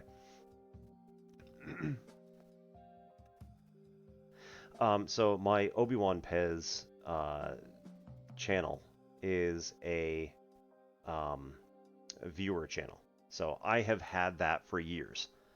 So, or yeah, close enough. I have had that for a couple years probably. And so I started watching Captain Space Toaster. who is a speedrunner, was a speedrunner in Astroneer, and so he played that, and I was like, oh, I want to get into this. So 2019, yeah. 2019 was when I opened up my Twitch for Obi-Wan Pez, and that was going to be my gaming profile. And, you know, I had fun with it. And then in, yeah, January of 2020, has it been a, no, it hasn't been a year. January 2021, must have been, yeah, was when I started doing this here. And in some point in 2020, I opened the N-Simplex Pachinko YouTube and also the Twitch because I was like, I want to stream, but I don't know when. Was that January 15th?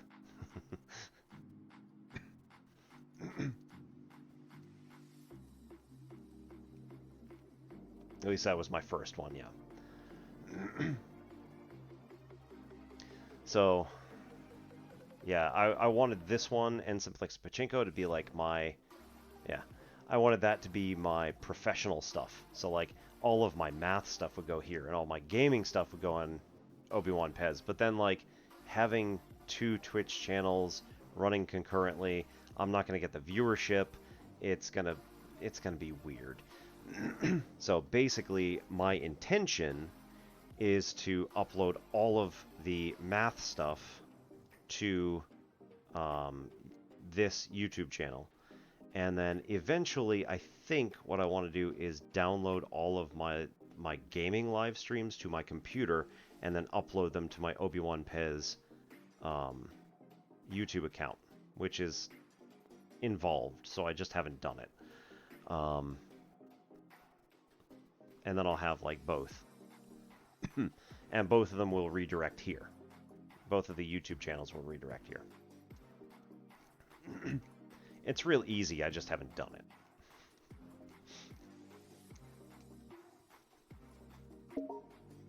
Oi.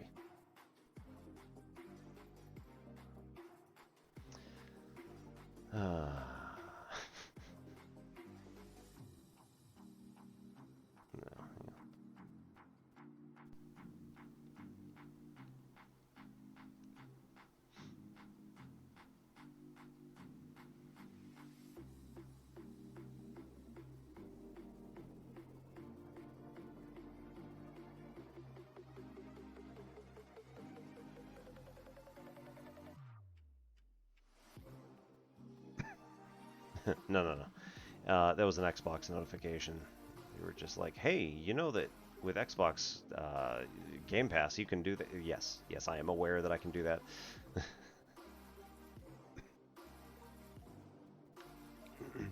You get to play all sorts of games. Fully aware, thanks.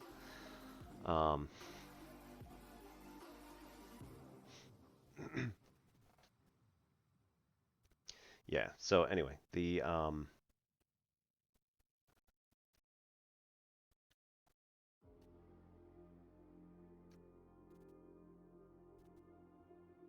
I just decided to do, you know, whatever, and just hasn't necessarily been there for. Yeah,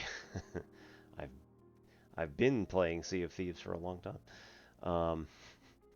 Actually, I bought that one on Steam because I wanted to play it, and that was before. Yeah, that was before I had Game Pass. With Captain Space Toaster, actually.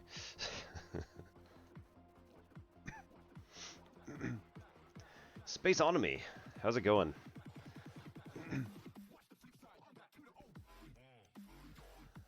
Hope your evening is going well. Superbrain and I are talking all sorts of random stuff, so been having fun. Been a little busy with school, but yeah, last night I was going to have a stream last night.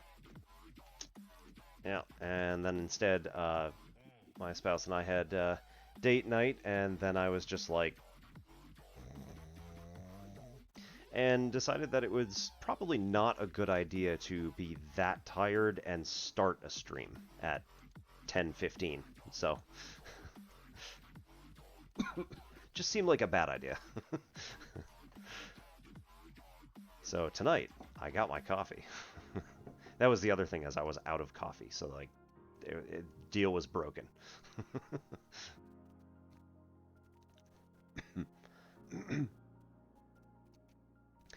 uh, so, Spaceonomy, do you have any particular interest in questions or what have you for any sort of mathy type stuff? Or if you're just stopping in, that's cool too.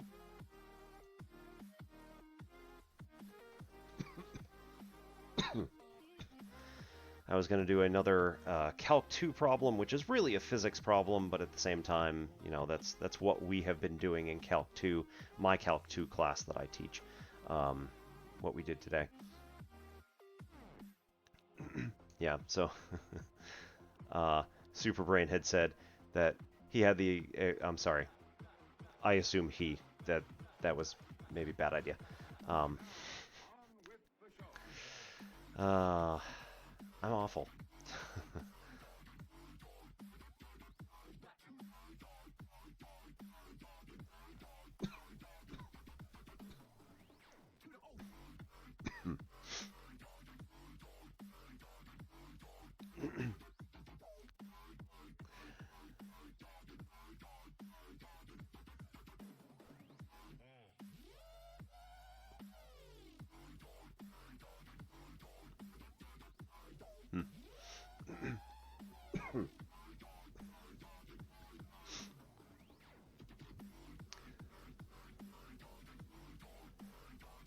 Working on a paper.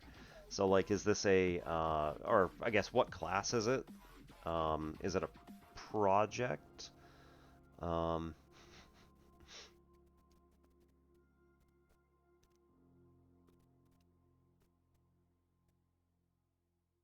Because I myself am actually more aligned with mathematics education than I am with mathematics as a whole. So I only really have theory up through like middle of college level, like what you can do through a 2-year school. And then beyond that, I have like a cursory knowledge, and I can probably muddle my way through it.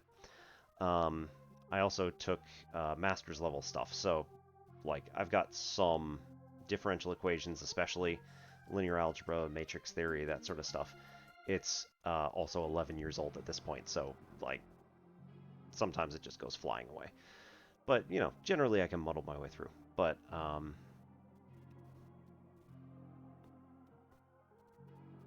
yeah, if you let me know what class you're taking, that sort of thing, I might be able to help you.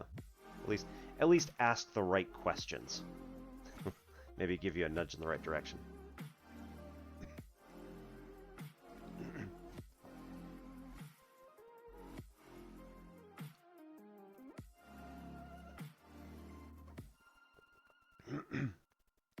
So yeah. Anyway, Superbrain and I were talking about this particular thing, and I said, "Oh, the spring mass system," and all of my students went, "Ugh," and then Superbrain said, "Yeah, I did the same." Oh, don't worry, everybody does it. English professor, nice.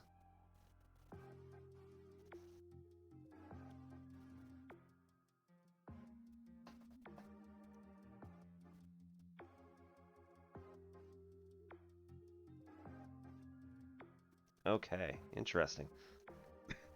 So you discovered a pattern. May I ask what the pattern is in?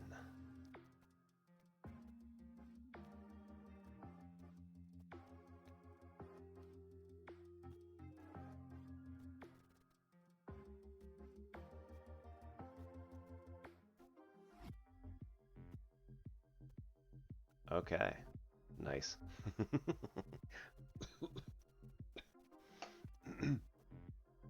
All Alright, so this is Calc 3 and differential equation stuff. Good news is I am very familiar with ODEs and fairly familiar with exact equations just as they are. I can probably find my notes. Where are they? I think that's probably in the green notebook, which is home. Good.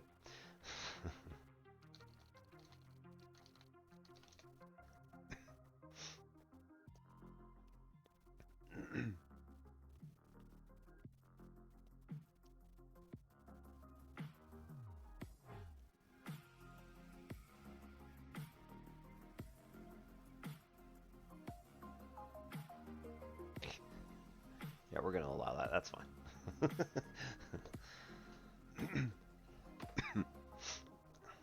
Don't worry about it. No, they just want to make sure that it's being used appropriately. So apparently that's going to be a permitted term at this point. I mean, like, all contexts are not necessarily appropriate, but this one was fine.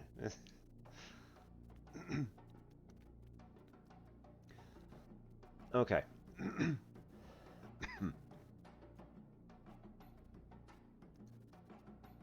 So, Spaceonomy, do you know how to solve exact equations just generally? Let me get my notes on the other one. Be right back. You can just answer that question. Sorry.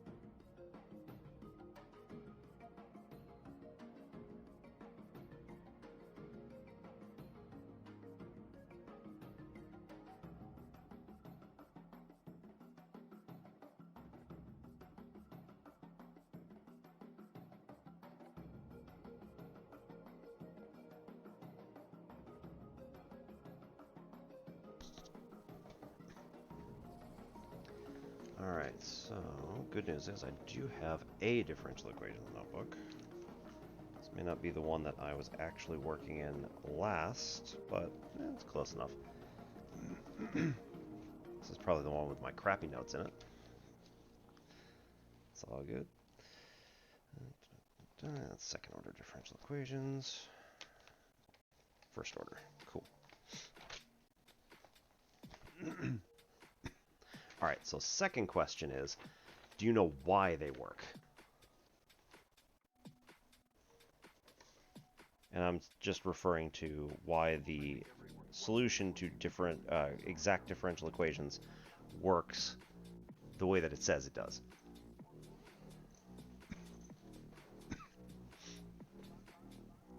You got a general solution for the exact ODE. Okay.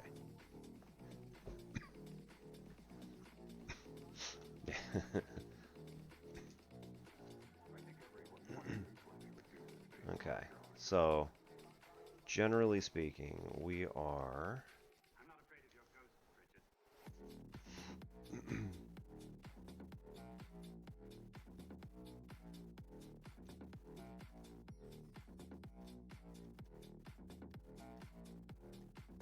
Alright, so for a differential equation,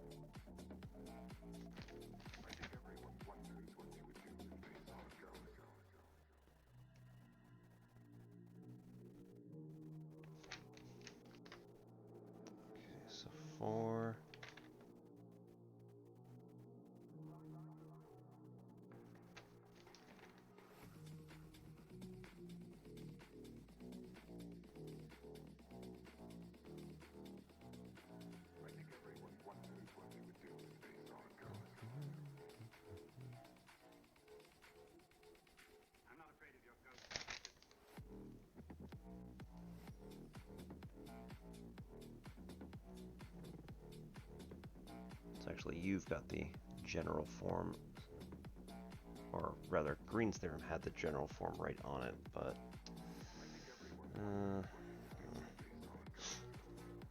think I want to back it up just a little bit. All right. 2.5.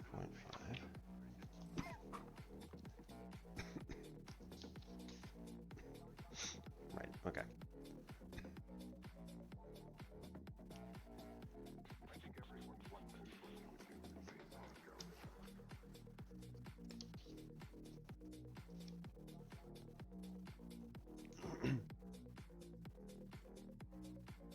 So we have some function of xy plus some other function of xy times y prime equaling 0. Okay, so actually we don't do assume yet. Say this is only going to be exact.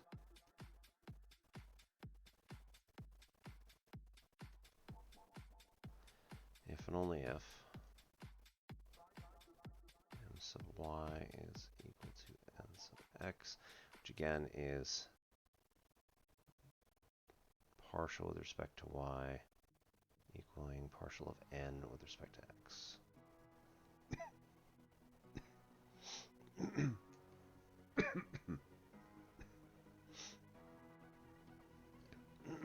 Okay.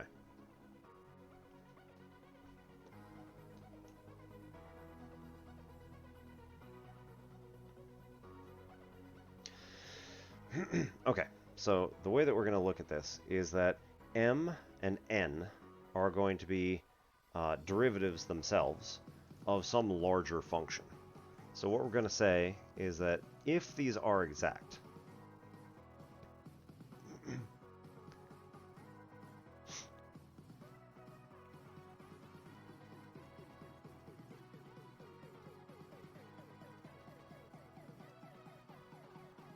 all right, the easy solution is that phi, nope, psi, there we go. Psi is going to be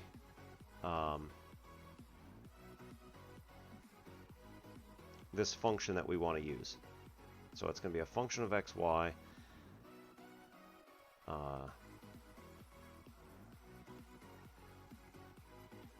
it's going to be the general solution.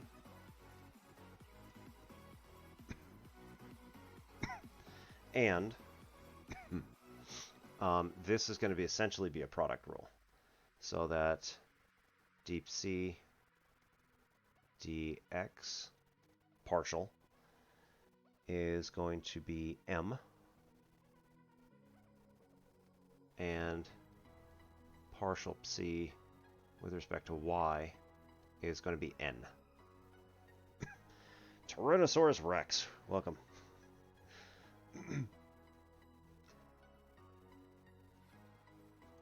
So if we can find a function whose partial derivatives are the things that we have up there, then by taking the other partial derivative of these things, SAT help, I can also do that. So if you're interested, you can leave a problem in the chat, and I will get back to that as soon as I can. I'm going to probably spend another 5-10 minutes on this one, I think. I think we can get this one in 5 or 10. Should be easy enough. So, spaceonomy. Anyway, when we take the partial of psi with respect to x, we're going to get m, and take the partial with respect to y, and we get n. This way, when we take the partials of the opposite one, so if we take partial of m with respect to y, this is also going to be d psi dx taking the partial with respect to y of that. Then, on the other side, we're doing the same over here. We're going to take the partial with respect to x of d psi dy. Stop me if I'm, like, too obvious, but This is partial n with respect to x. So then here, this is your my, which is going to be equal to second derivative of c with respect to y and x.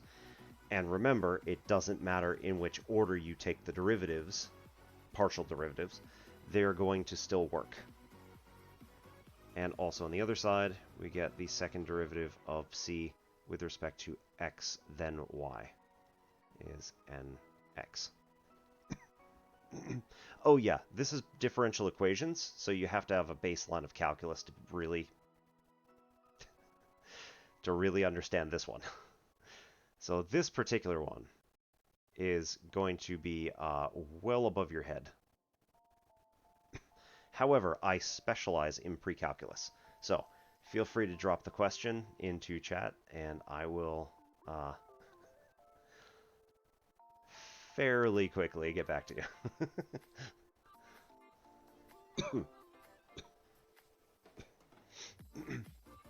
All right. So, spaceonomy, this is why this works, or the whole exactness works, is that we're kind of making a big assumption here and saying that it's only going to be exact if m and n themselves are partial derivatives of c, this like theoretical function that we want to have. So this is the definition of exact, is that we're going to get the same thing when we take the opposite derivatives. Yeah. So then we go back and we say, okay, what I want to do is to say, we want to take the, we want to take the antiderivative of m, oops, here, with respect to x. And it's going to be a partial antiderivative, but it doesn't really matter all that much. So anyway, we're taking the partial antiderivative with respect to m. No, with respect to x of m. There we go. Which ends up getting us c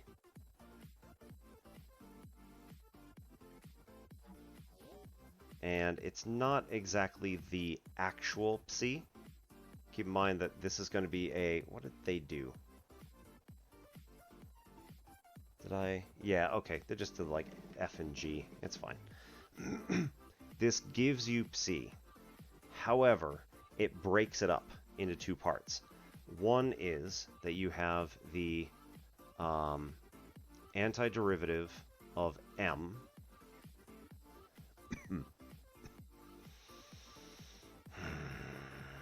I hate notation. Sure, why not?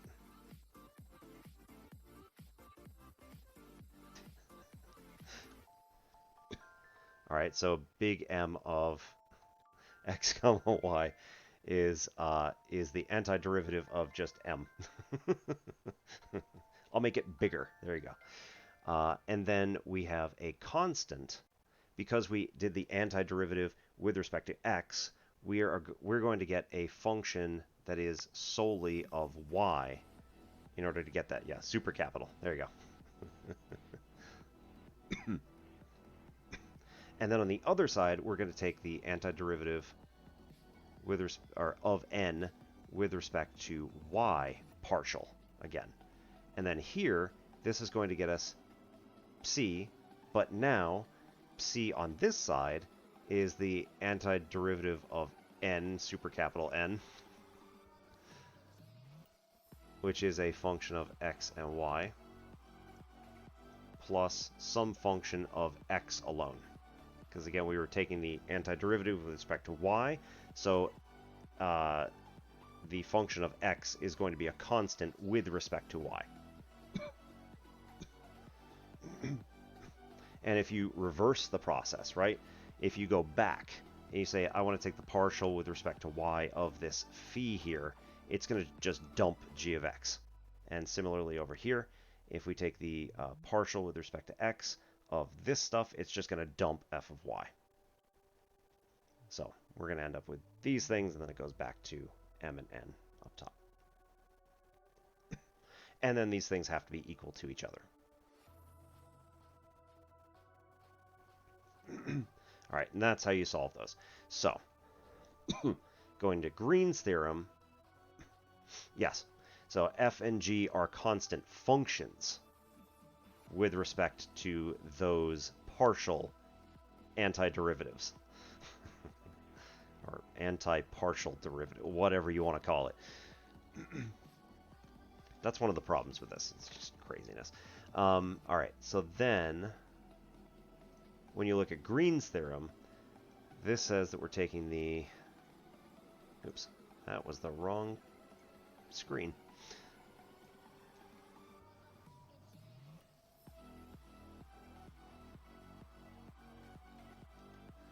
This says that you're taking the curve integral of p dx plus q dy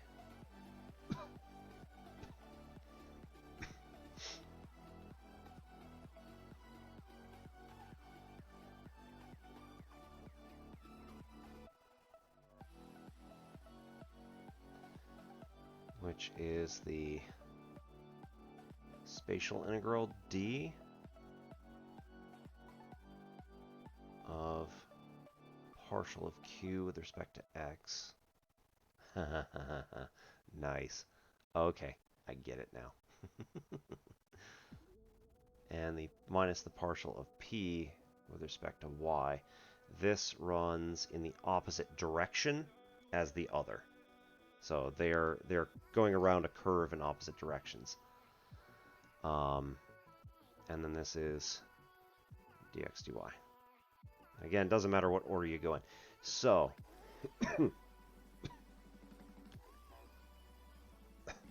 oh, I don't think it's weird at all. I think it's absolutely intentional.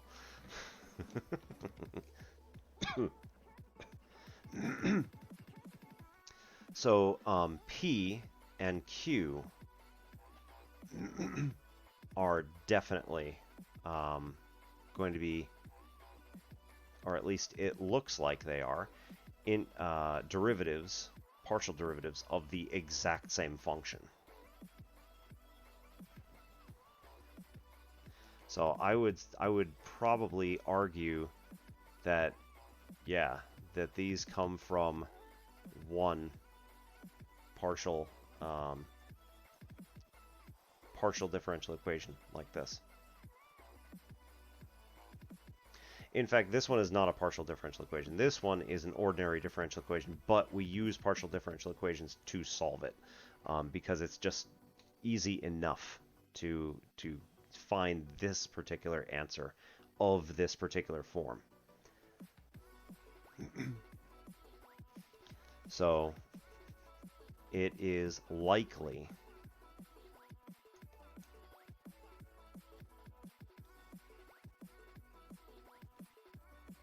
that this is exact, and so d phi d, let's see, d phi dx is equal to p. So then the here we go. This is interesting. The derivative, oh boy, getting an 800? So the thing with the SAT is that it's not really about like knowing individual things. It's about being flexible and knowing the kinds of questions that they might ask. And if you come across something you don't know, at the very least having a good enough idea about what they're talking about to start like eliminating possibilities and saying, okay, well, it's clearly not E because that's just stupid. Like, you know, E would be if you don't know what you're talking about, you just distribute a negative to something you're not allowed to distribute.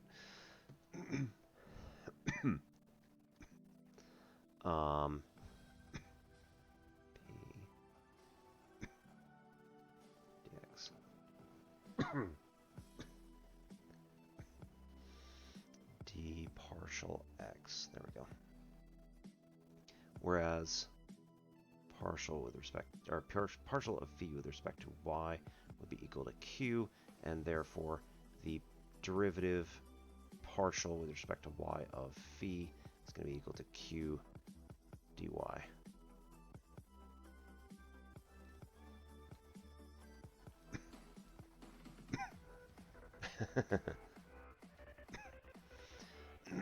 I mean, everybody says something different, don't they? Is it B? Is it C? I'm not sure about these days, because most of the time it is literally randomized. Not by, I will say it's not by like an actual randomness. It's not by using digits of pi or anything like that. Although it could be. So most of the time what they do is they just use a pseudo-random generator, which is, you know, a list of numbers, which actually could be digits of pi. But they start somewhere in that list of numbers. They use a seed, and then there's some sort of scheme that they use, usually a hash algorithm, so you don't know what they're using, to then pull individual numbers out for that, and then they'll go with that. You know, if it's like digits of pi, 0 through 9, then they'll basically divide by 2, and, you know, 0 and 1 gets A, 2 and 3 gets B, 4 and 5 gets C, 6 and 7, oh, that's right, 6 and 7 gets D, and 8 and 9 get E. Something like that. So if they end up using something like that, there's no real way to guess it.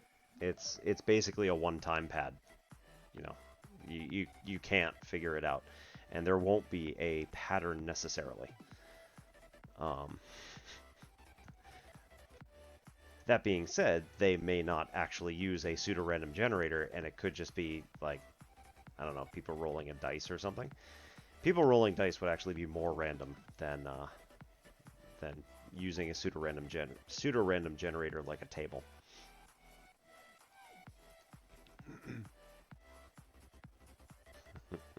Anyway, so spaceotomy. Yeah.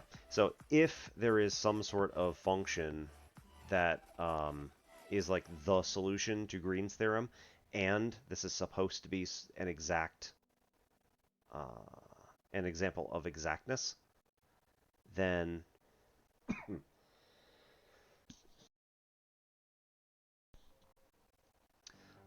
then you're going to end up with something like this, which is that you see this PDX and the QDY that are in there, and then they're just basically subtracting the two. They're subtracting the two derivatives. So that'd be why. That would be why you see that. Sorry, in the left side of Green's theorem here.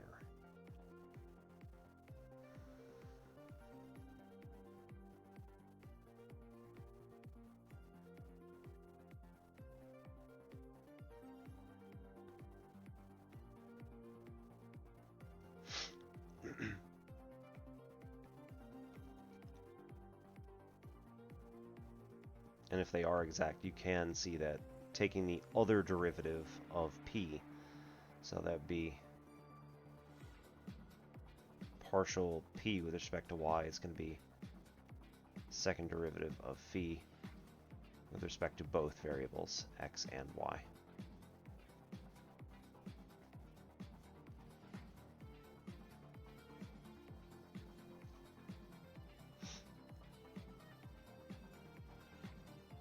And again, dq dx is going to be equal to second derivative with phi dx dy.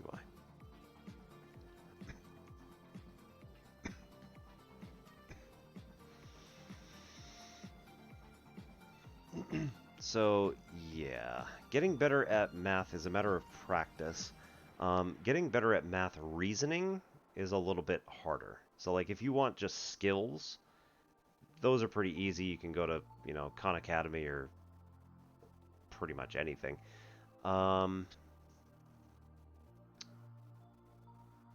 you want to get better at, like,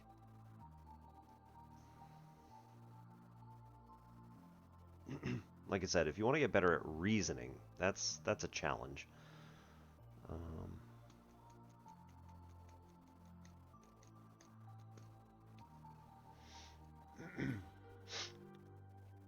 that's more like you should try to do puzzles.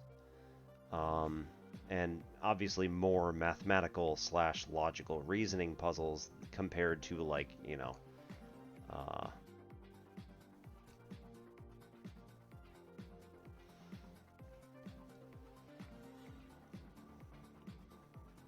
compared to like a Rubik's Cube, because Rubik's Cube would be more like spatial reasoning. It's helpful somewhat in terms of like being able to figure stuff out, but at the same time, what you really want is like, how are people going to manipulate math in order to test your logical skills, not just your mathematical skills, like what's a natural log, or, and that's helpful too, by the way. What is a natural log and what are its properties are going to be things that are probably also going to be found in any SAT.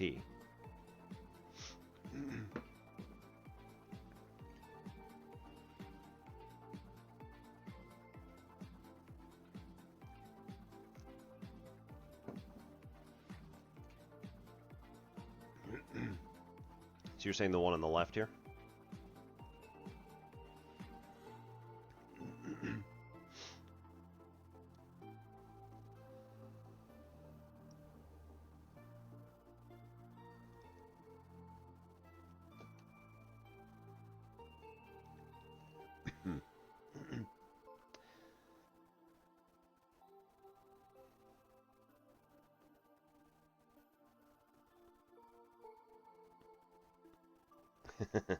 Yes, definitely get to bed.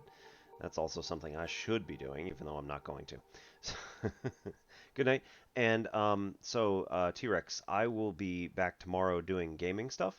But like, if you just want to chat, like, definitely you can drop in, and I will be here, and I can talk about whatever.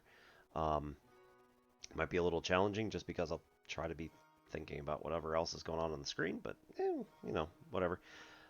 Probably tomorrow is going to be Astroneer, because there was a new fall theme that dropped. So I'll be probably doing that one. Um, several other several other people have already done it. I'm like, oh, but it's one of those things, like, a lot of people are just interested in it. I love the game, just me personally, in general. Some of the other people, I know Captain Space Toaster, who was my original, like, mentor to understanding how Astroneer worked and how to play it and stuff like that. He's kind of fallen off a bit. I don't think he's going to be playing this update just because he's kind of been like, yeah, they're not listening to speedrunners. They're listening to, like, putting in cosmetics and stuff like that. And I'm like, I see that, but at the same time, I'm having fun, so whatever works. Anyway, so yeah, I'll be back tomorrow for games. And on next Wednesday is my usual math night. So usually it's going to be Wednesday nights for math streams. But thank you very much.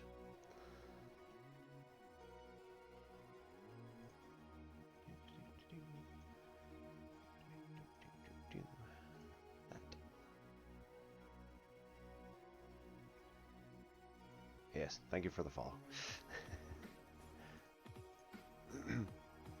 Thought I'd check in over on the dashboard, so yeah. Alright, spaceonomy. So, recognize you can turn a single integral solution for exact ODEs into a double integral for exact ODEs. Yep, nice.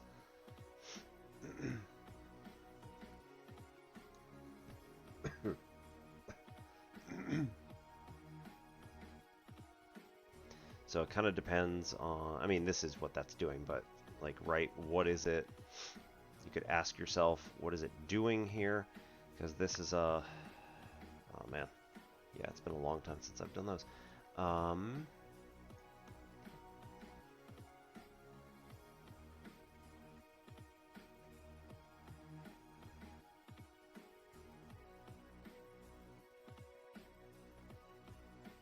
Yeah, line integral around the outside compared to the region integral, which is a double integral.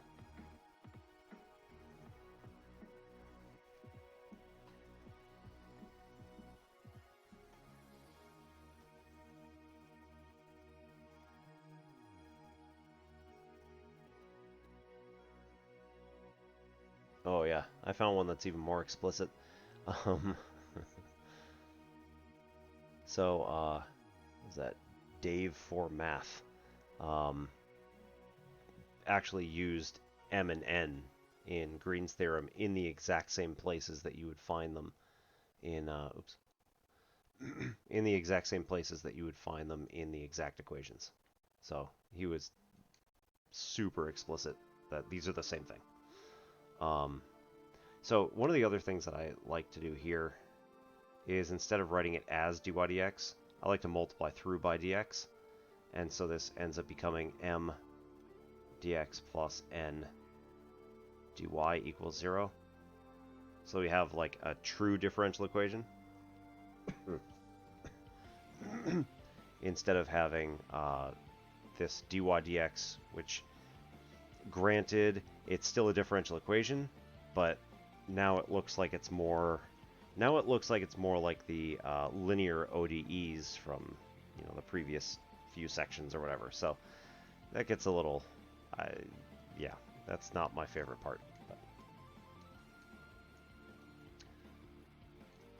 finding the solution when it's not equal. Yeah. So yeah, I do have notes on how to take the what is that, integration factor, and then I also said, okay, now what happens when it turns out it is a linear function? Because you can use this, the theory of exactness, for proving how to do integration factors for linear ODEs, like first order linear. And it proves it generally. So it's overkill, but it works.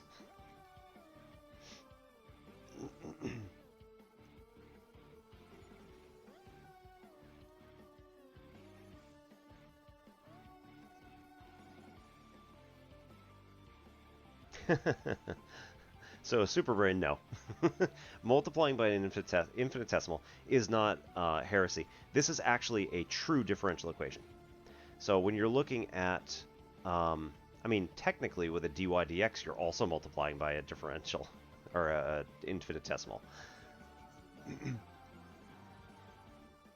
And spaceonomy, was that to me or was that to superbrain? Because that's a very different question, huh? Anyway, yeah. So I think that what you're doing is gonna work. I think. Should be really cool. Anyway, so to do the, so if m,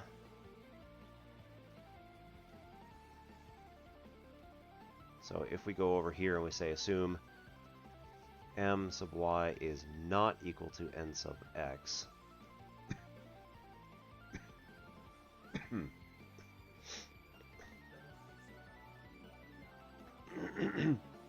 okay, then what we do is we say, okay, we're going to take some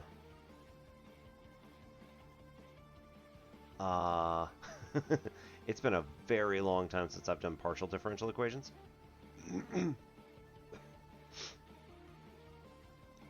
So that might be a bit of a challenge.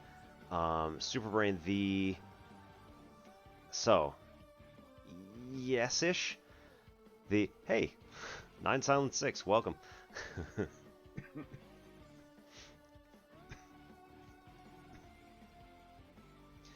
So the thing with differentials, like having differential terms or infinitesimals, multiplied by all of your stuff going across. The thing about this is that when you have them like spread out across this whole thing, yeah, some people can get a little touchy about it, but if you're taking the right integral, right, if m is purely a function of x and n is purely a function of y, then you're just going across and you're saying, I now have 3 equations with given variables. So, like, we multiply through by dx. Technically, you get a 0 dx. It doesn't matter because this is just going to be a constant anyway.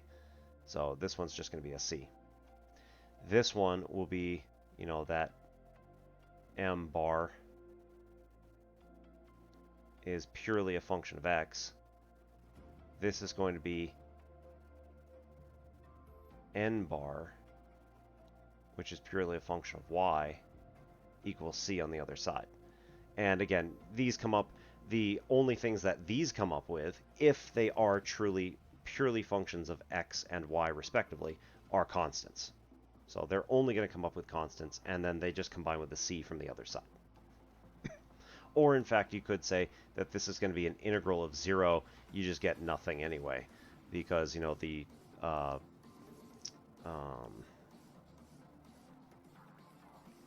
yep. No, that doesn't work. Never mind. Well, okay.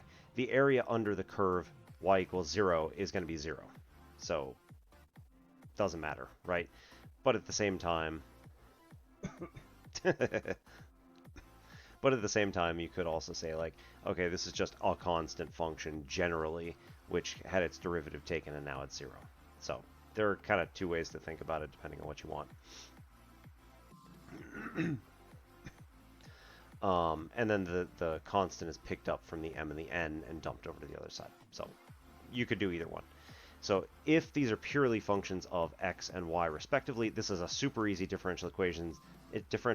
They are separable, and then you don't have to worry anything. You don't have to worry about anything. That's super easy. If they're not separable, that's when you say, okay, m and n are not purely functions of x and y respectively. So then we have to look at, like, what else is going on here. But the point is that when you have a dx and a dy as infinitesimals or differentials that are next to something that's already there, you're already saying, I want to take that derivative. Or I have taken that derivative.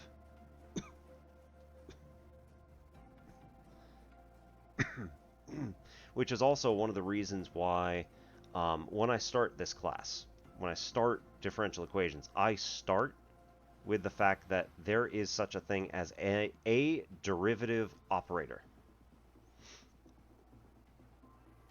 Right? It is just d, capital D. So if you are taking d of x squared y z to the, I don't know, fourth, I don't really care, whatever. This derivative is agnostic to all variables. So you look at this and you say, if I take the derivative of x squared, this is going to be 2x yz to the fourth. If I take the derivative with respect to y, this is going to be x squared z to the fourth. I screwed up already. Okay. 2x y z to the fourth times chain rule, the derivative of x, which is dx, plus the derivative of y here is going to be x squared z to the fourth dy, plus, take the derivative with respect to z, you get x squared y times 4z to the third times dz. So if you take the, agnostic differential operator of all of this stuff, you take every derivative that is there. So it's like partial derivatives, but on speed. So you just take every single derivative that's here. And the thing is that if you then want the partial derivative with respect to x. Now all you have to do is say, well, dy and dz are 0. So the individual dy and dz with respect to x are 0. Dx is just going to be dx, and then it's gone. So you just get a 1 with that one. And the partial derivative with respect to x of this whole thing is then 2x, y, z to the 4th, done.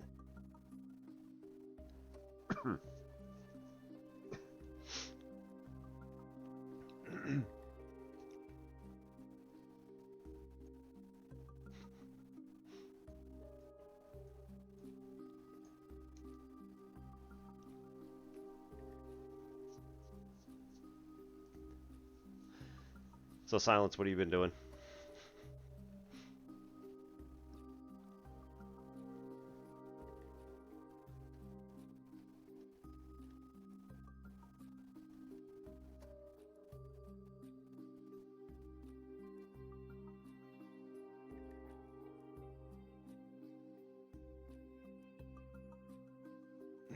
Yeah, nice.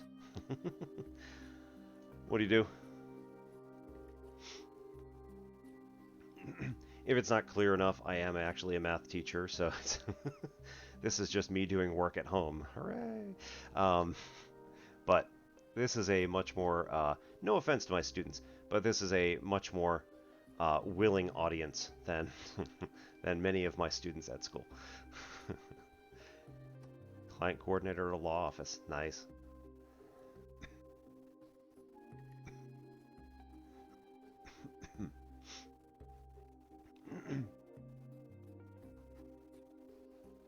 Is everybody else having the same thought about that job that other people have about mine? Oh. Alright. I'm not going to hassle you too much. So, anyway. So if we let mu of xy be some sort of integration factor such that mu times m yeah, exactly. You all have the choice to leave whenever you feel like it. Mu sub m plus mu... Oops. I forgot my rule here. I always do the differentials anyway. Mu dx, mu m dx plus mu n dy is going to be equal 0, is going to be equal to 0. And this will be exact.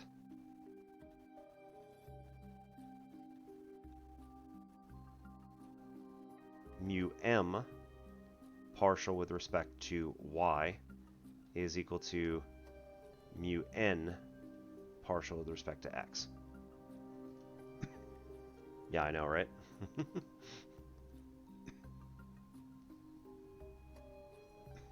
So, I mean, this is when you bring out mu 2.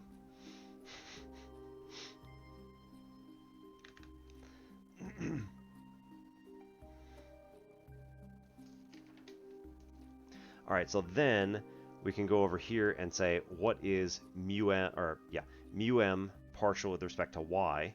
Well, if both of these things are functions of x and y, then we have to do, again, the same partial derivative stuff with both pieces that we had done before. So then this is going to be mu sub y times m plus mu times m sub y. And then that has to be equal to mu sub x times n plus mu times n sub x. So this is just your standard product rule, right? And with partial derivatives, it's the same stuff. It's just that you're taking individual partial derivatives all the way through. Now, this differential equation is just as hard to solve as the original one, if not harder. So therefore, this doesn't work as it stands. However, one of the things that you can do is say, okay, let's assume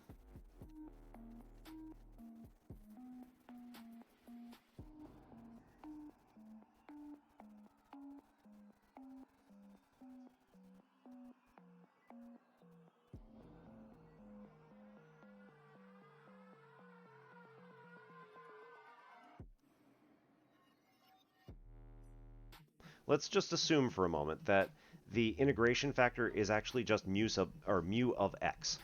So it is solely a function of x. So this is going to be step 1. Or I should say case 1, right? So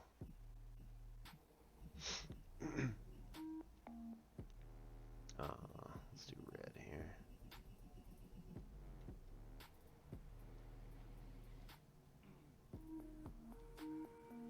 Nostalgia, huh?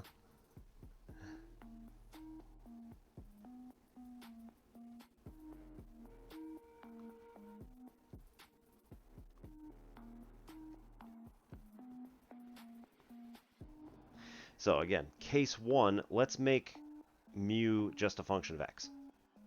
All right, so if that's true, then mu sub y is going to be 0.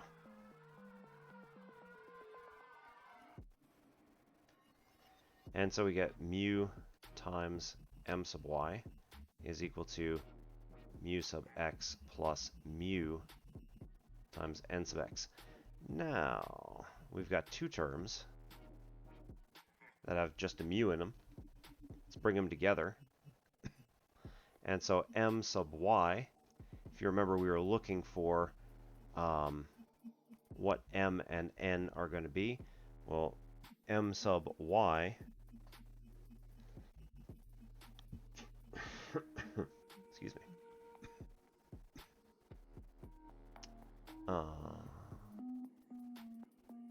Oops, that's not the one I want, sorry. Yeah. So we got mu times m sub y minus n sub x is equal to mu sub x. And then here, right, we've got a differential equation that's now in first order form. So we can solve this differential equation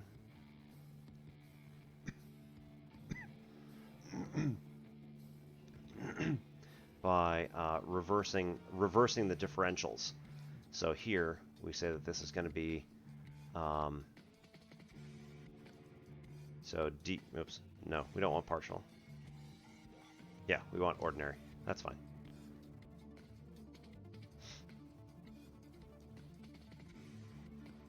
I guess technically it's partial, but whatever, it's good.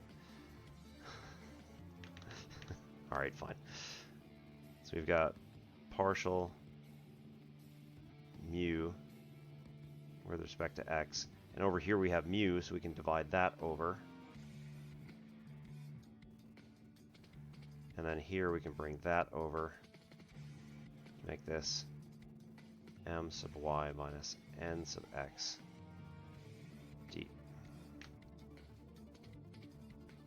dx.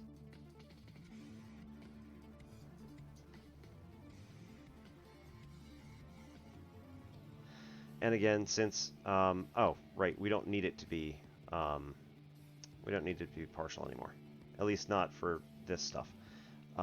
M sub y technically is a partial derivative again, but we don't need it in terms of finding what mu is. So in terms of finding what mu is, these can be ordinary. So here we have a d mu over mu is equal to m sub y minus n sub x dx, like that. And then we take the integral of both sides. This is a natural log of mu is equal to, over here we just get this, so whatever this ends up being, we don't have any way to simplify it at the moment. Right, it really depends on what the individual functions are. So if that's the natural log of u, then this is going to end up being e raised to that. Uh-oh. I am, aren't I? Yep, right there. We're in the middle of everything, too. Man, thank you. How did I manage that one? Alright, so then this is going to be times n. This is still times n, so we can just divide it off over here. That's fine. We're good. Whatever works.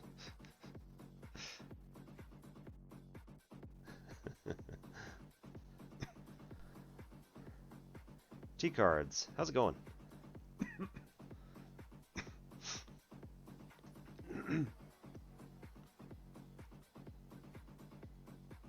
Nice. What do you teach T-cards?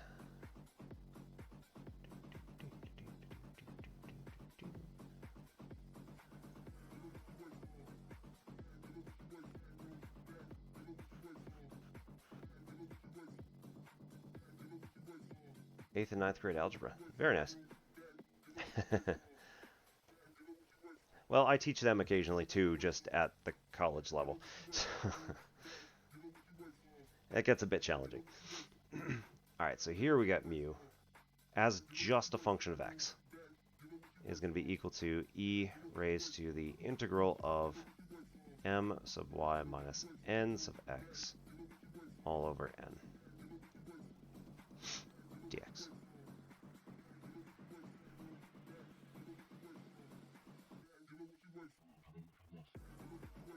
And realistically, this is without loss of generality.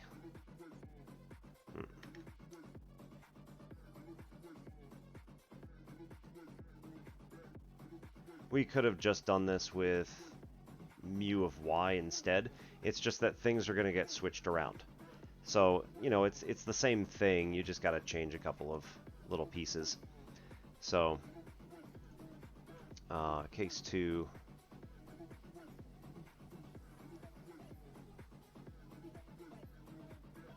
Right, mu of y is just a function of y. So then, if we pick the other one, mu sub y m plus mu m sub y is equal to mu sub x is going to be 0. So we just get mu times n sub x.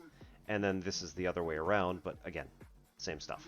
So we want to put that thing by itself, right? So mu sub y is equal to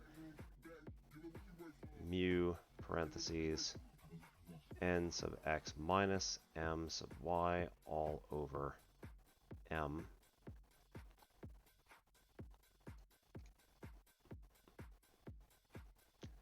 and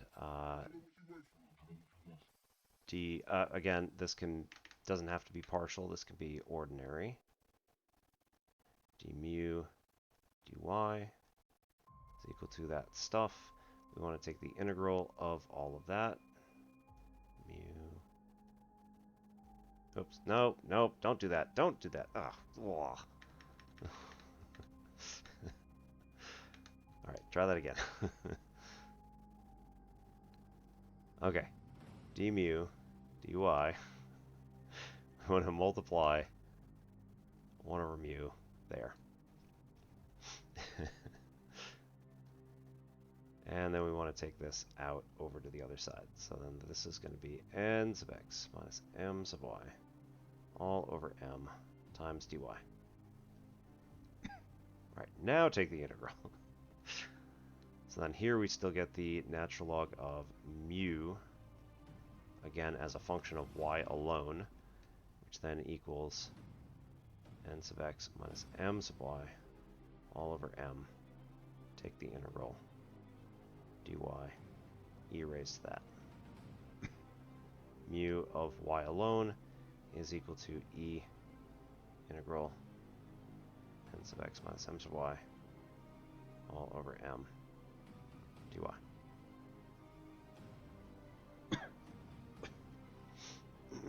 Yeah, so if you ever need these, if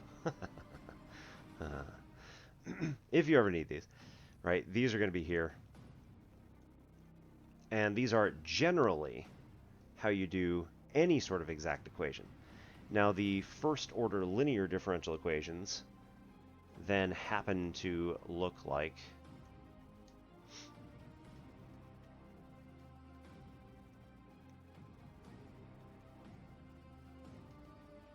right, this was y prime, yeah, plus p of t times y, no, equals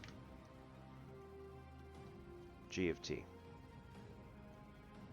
So here, again, we have something that is awfully similar to how all this works. Although, let's see.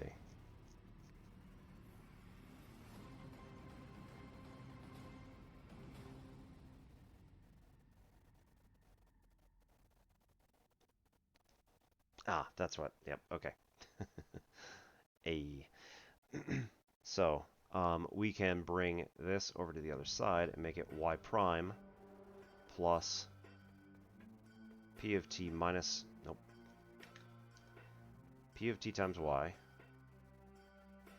minus g of t equals 0. And this is why. See, this is why I like the differential form better. Because if I do dy dt like this, and then I say that this dt is going to get multiplied through to all sides, this says that dy is going to be added to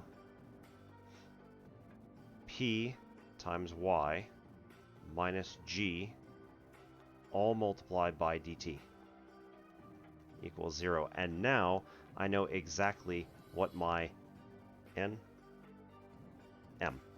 I know exactly what my m is going to be. And then here my n is going to be 1.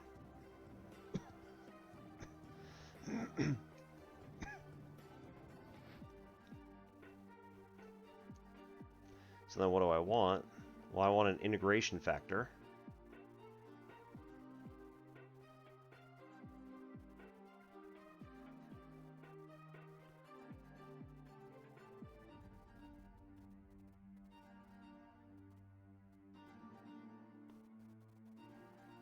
Alright, so space out of me, are you talking about this one?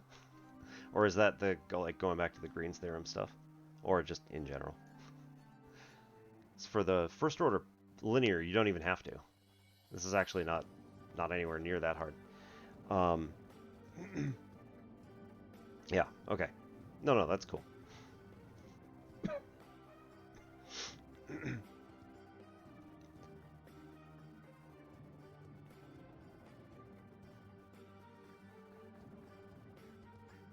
Okay, so we see that this is not exact. Due to the fact that n sub x is 0, and m sub y is not 0. But anyway, p is just p. Due to the fact that p is a function of t, it's constant in y, but it still sticks around, right? This is going to be p of t. So, not exact.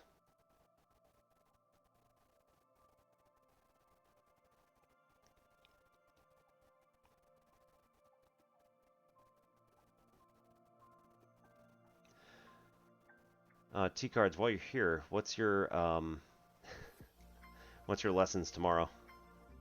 Or whenever?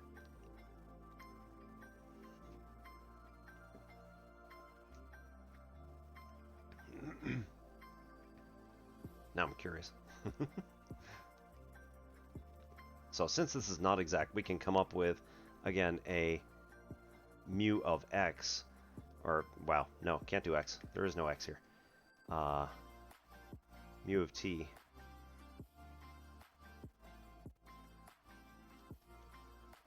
which has to work for all this, which we already figured out is e raised to the integral of m sub y minus n sub t all over n dt, which in this particular case is, again, generalized, but this is going to be here, m sub y is p, so e to the integral of p minus 0 over n was 1 dt.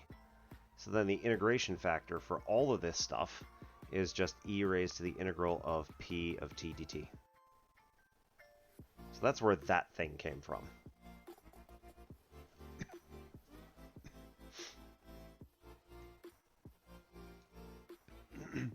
So when we multiply through, you end up with e to the integral p of t dt times y dy.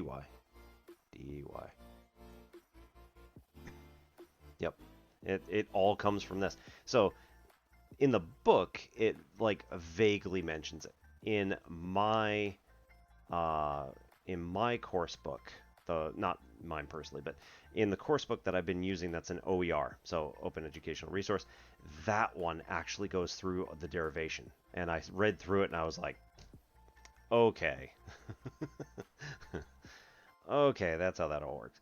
The Boyson de Prima book, well, usually they're good, so I'm wondering if I just completely didn't read it, which is also possible.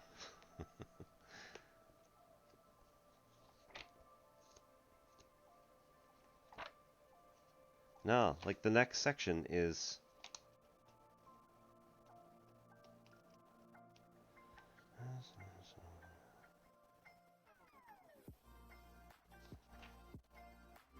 Yeah, yeah. The exact functions come way after the first order linear stuff. So I changed the order that was in that was in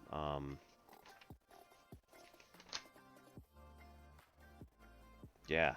First order linear is in section 1.2 of Differential Equations by Boyson de Prima, and integration factors don't come until 2.5, which is a whole chapter, almost two full chapters ahead of where we learn about just here's how to do this first order linear thing with integration factors, by the way.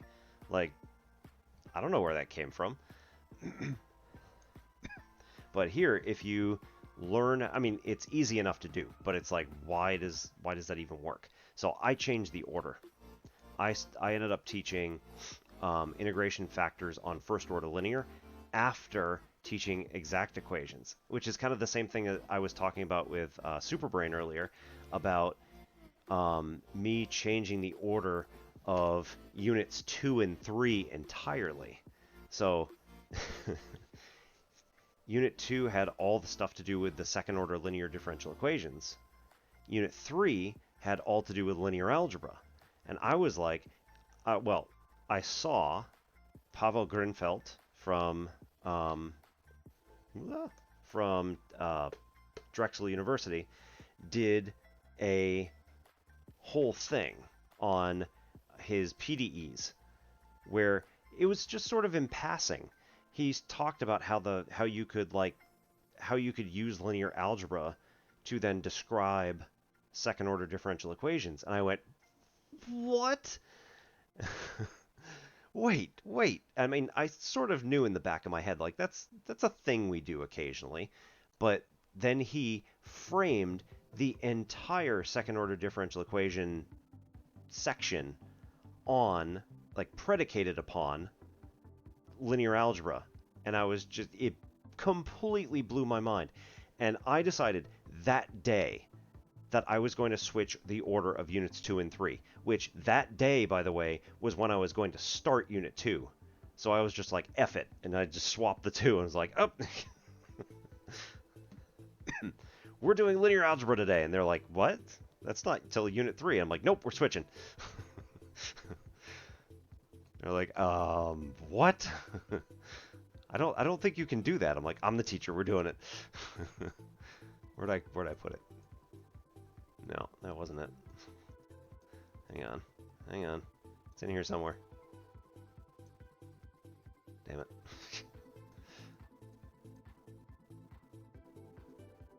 It's in here. Where did I? Oh, yeah. Here we go. This stuff. There we go. So you come up with a second order differential equation like y double prime minus y equals 0. You could reframe this instead as a system of differential equations where y prime is equal to y double prime. Or you reframe it, right, as y prime equals x plus y, where y prime equals x.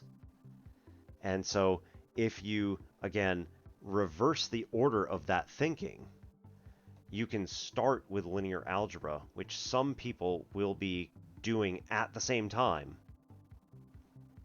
in the semester, and instead make that now make second order differential equations the last thing you do. And yeah, it was nuts. Like my students were just like, "What are you doing? Like this is way after the other thing." I'm like, "No, no, no. This is going to make sense." So, that semester we ended up switching, and like I haven't done it the original order since then. Like they were hesitant but sort of got it, and then the people who were in linear algebra were like, "Oh, oh, oh, I get it now." And that was really the hook. And everybody else, the people who weren't in linear algebra, didn't do any worse. So, you know, I think that that's a success. changing changing up the way I teach things and not having everyone fail is kind of my baseline. All right, so then we look at this and we say, going back to the original, we had yeah, so 1 dy times our integration factor plus our integration factor p of t dt multiplied by p times y minus g dt equals still 0. And again, if you want, you can separate the variables. It doesn't really matter. I guess we might as well, though. Oh, no, no, no, wait, that's a lie. Never mind.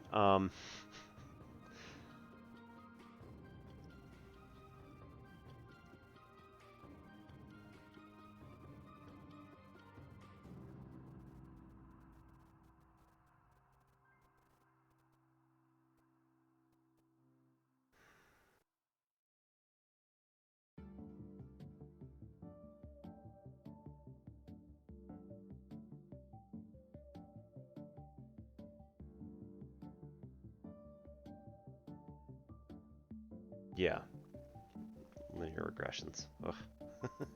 I remember I had to do that once, um, by hand. That was not my favorite.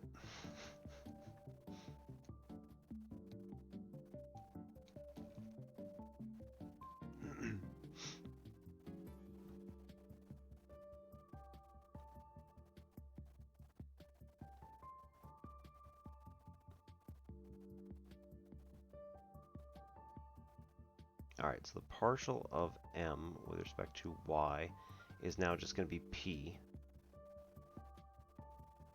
No, we got to include all of it. Sorry. Yeah, okay. So the partial of m with respect to y is going to be, we can do this. That is a constant with respect to y. So we could ignore that. And then we just get p from the inside. So this is going to be p e to the integral p of t dt. And nope, and t is going to be equal to right, e to the integral of p of t dt multiplied by the derivative of the integral of p is just p. So that's at least exact, right?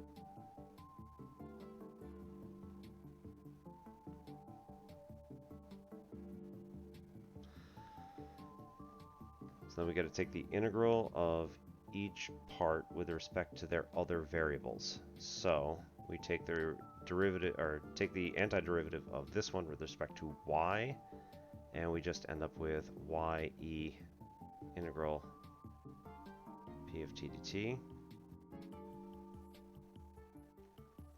is our n and capital M, super capital M.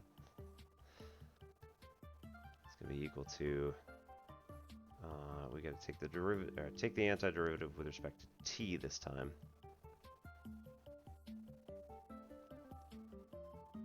Okay, so this stuff can move with the g over to the other side. I think that's the only way to do this.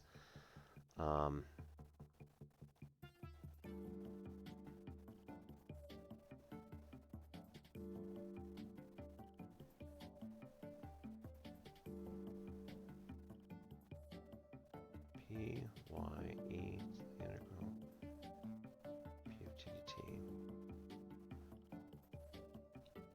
minus g e integral p of t dt.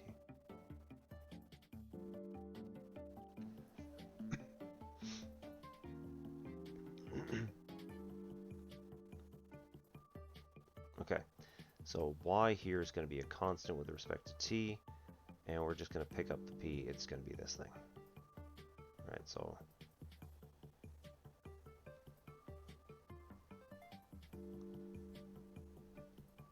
y e, the integral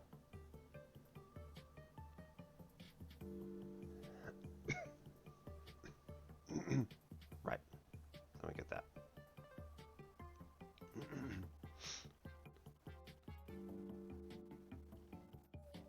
Technically we've got this, but again that could have been dropped to the other side as well.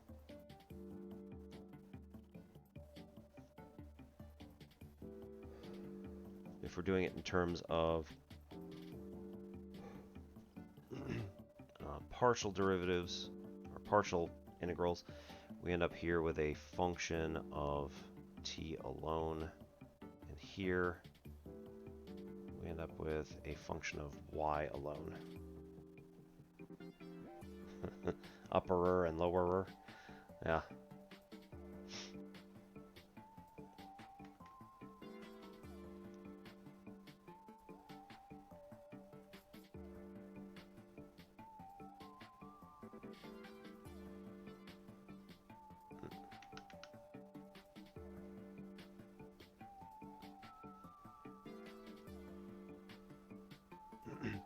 All right, this is all a function of t.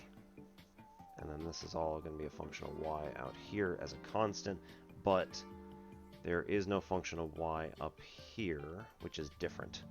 So g of y is going to be gone. F of t is going to be equal to this thing.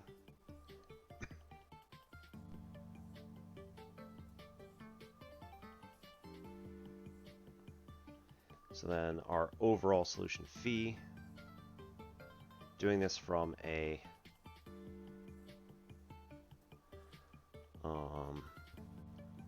the other frame of reference. So we're thinking about this solely in terms of exact equations and not first order linear differential equations. Phi, the null clines, will be equal to y e, the integral p of t dt, minus g, minus the integral of g e to the integral of p of t dt.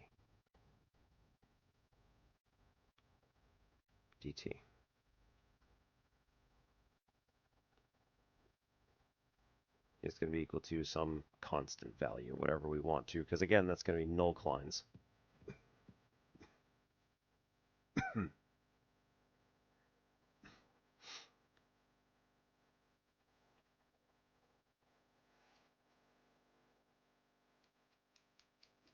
Goodness. All right.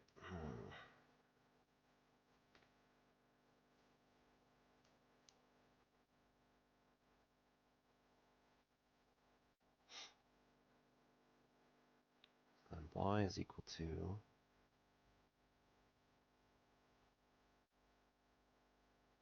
c plus integral of g times e to the integral of p of t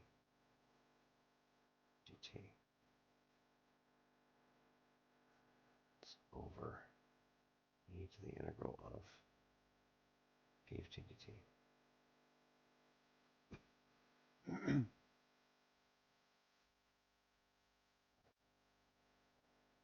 I seem to think this is more complicated than it actually is.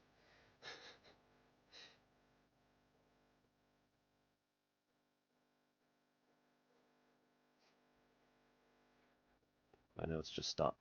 Cool. After finding the integration factor, apparently I got bored of trying to do this in general. Quite frankly, I don't think I blame myself, but hey.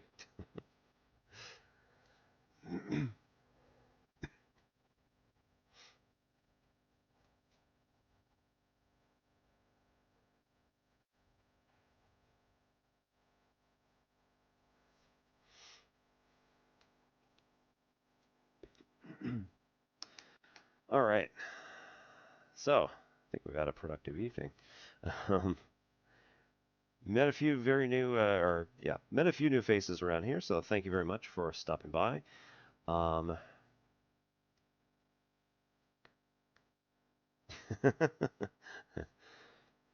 So some people could have come up with some sort of connection. Either they did it in general. So like when I did the stuff over here, right? When I started doing the exact integration factor, somebody at some point would have been like, oh, well, if we just multiply by like a function, what happens? And then they could have worked this out to end up getting the general thing here. And then from there, this takes a little bit of logic, but you could say like, okay, if we assume that it's only on one variable, what happens? Because again, if you assume it's on two variables, we get something that's just as hard, if not harder, than the original. So it doesn't really work terribly well.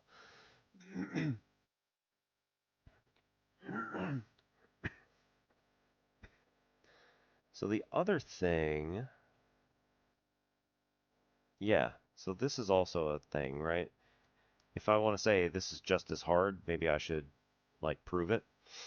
So if I rearrange these two things and put all the mu's together, this is going to be mu times m sub y minus n sub x is equal to, on the other side, we've got m, we'll go the other way, n partial mu partial x minus m partial mu partial y. Okay, then here,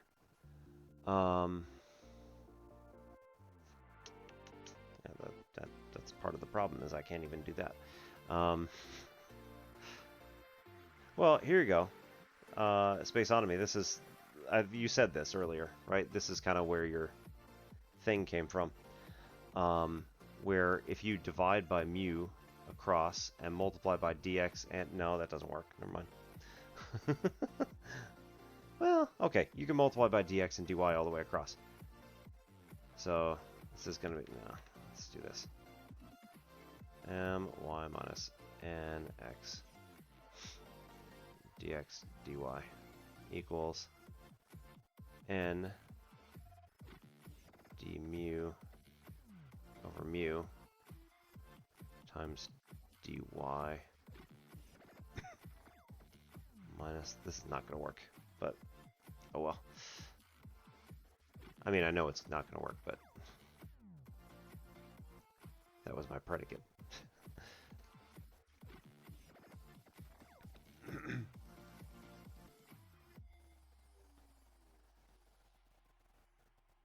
Probably.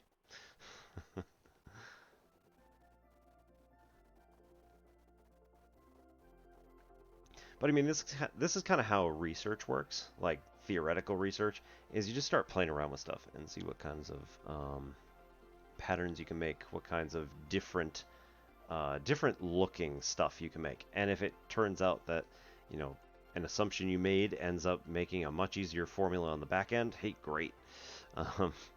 Doesn't always work like that, but yeah, it's worth a shot. All right.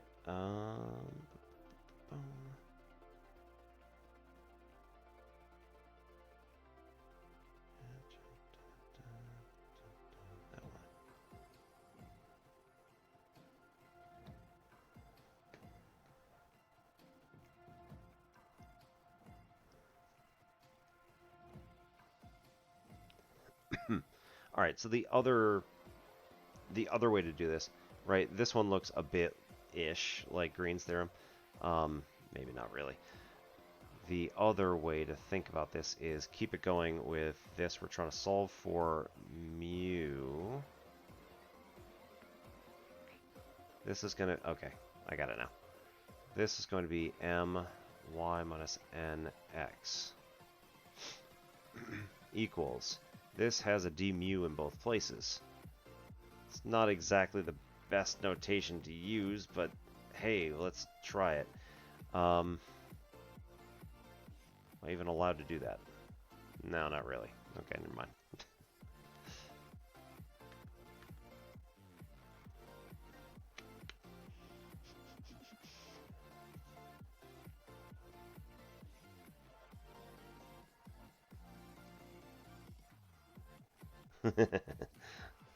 Yeah, yeah.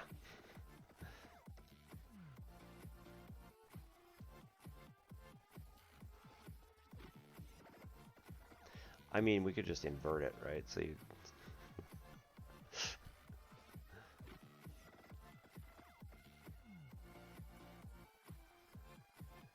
Oops. Ah!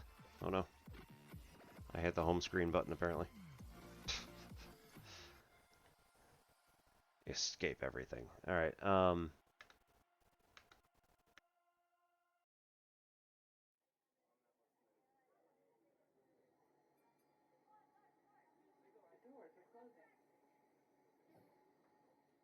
and now I'm muted, so that's fine. Apparently I hit undo, but I was on this window instead of that window.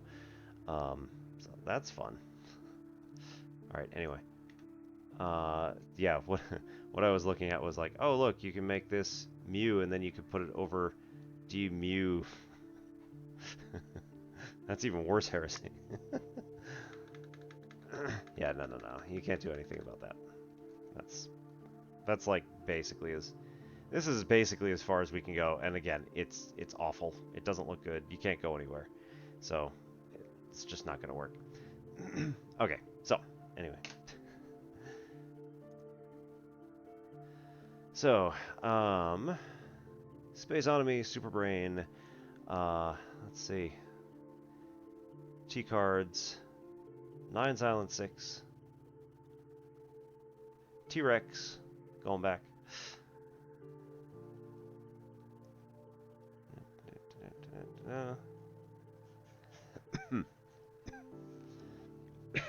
Anyway, thank you everybody for coming. This has been a great little foray into all of this. I have had quite a bit of fun tonight, so hopefully I will see you all again soon, and we can continue some sort of conversation or start up with some new stuff, and we'll see.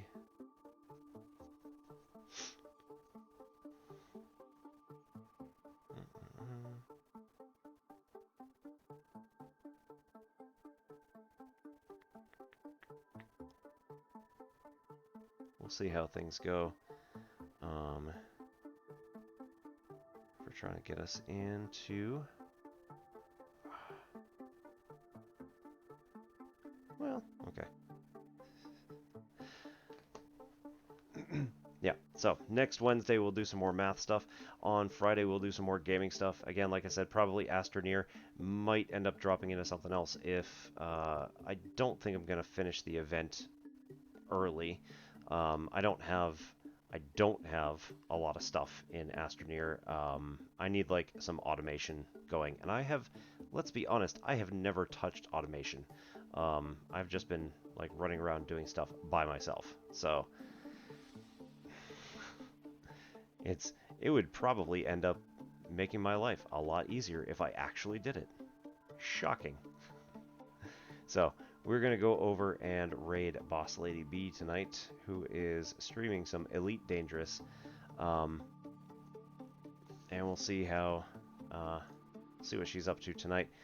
Her usual Friday night stream is to gain a lot of money. So I'm not sure what she's doing tonight.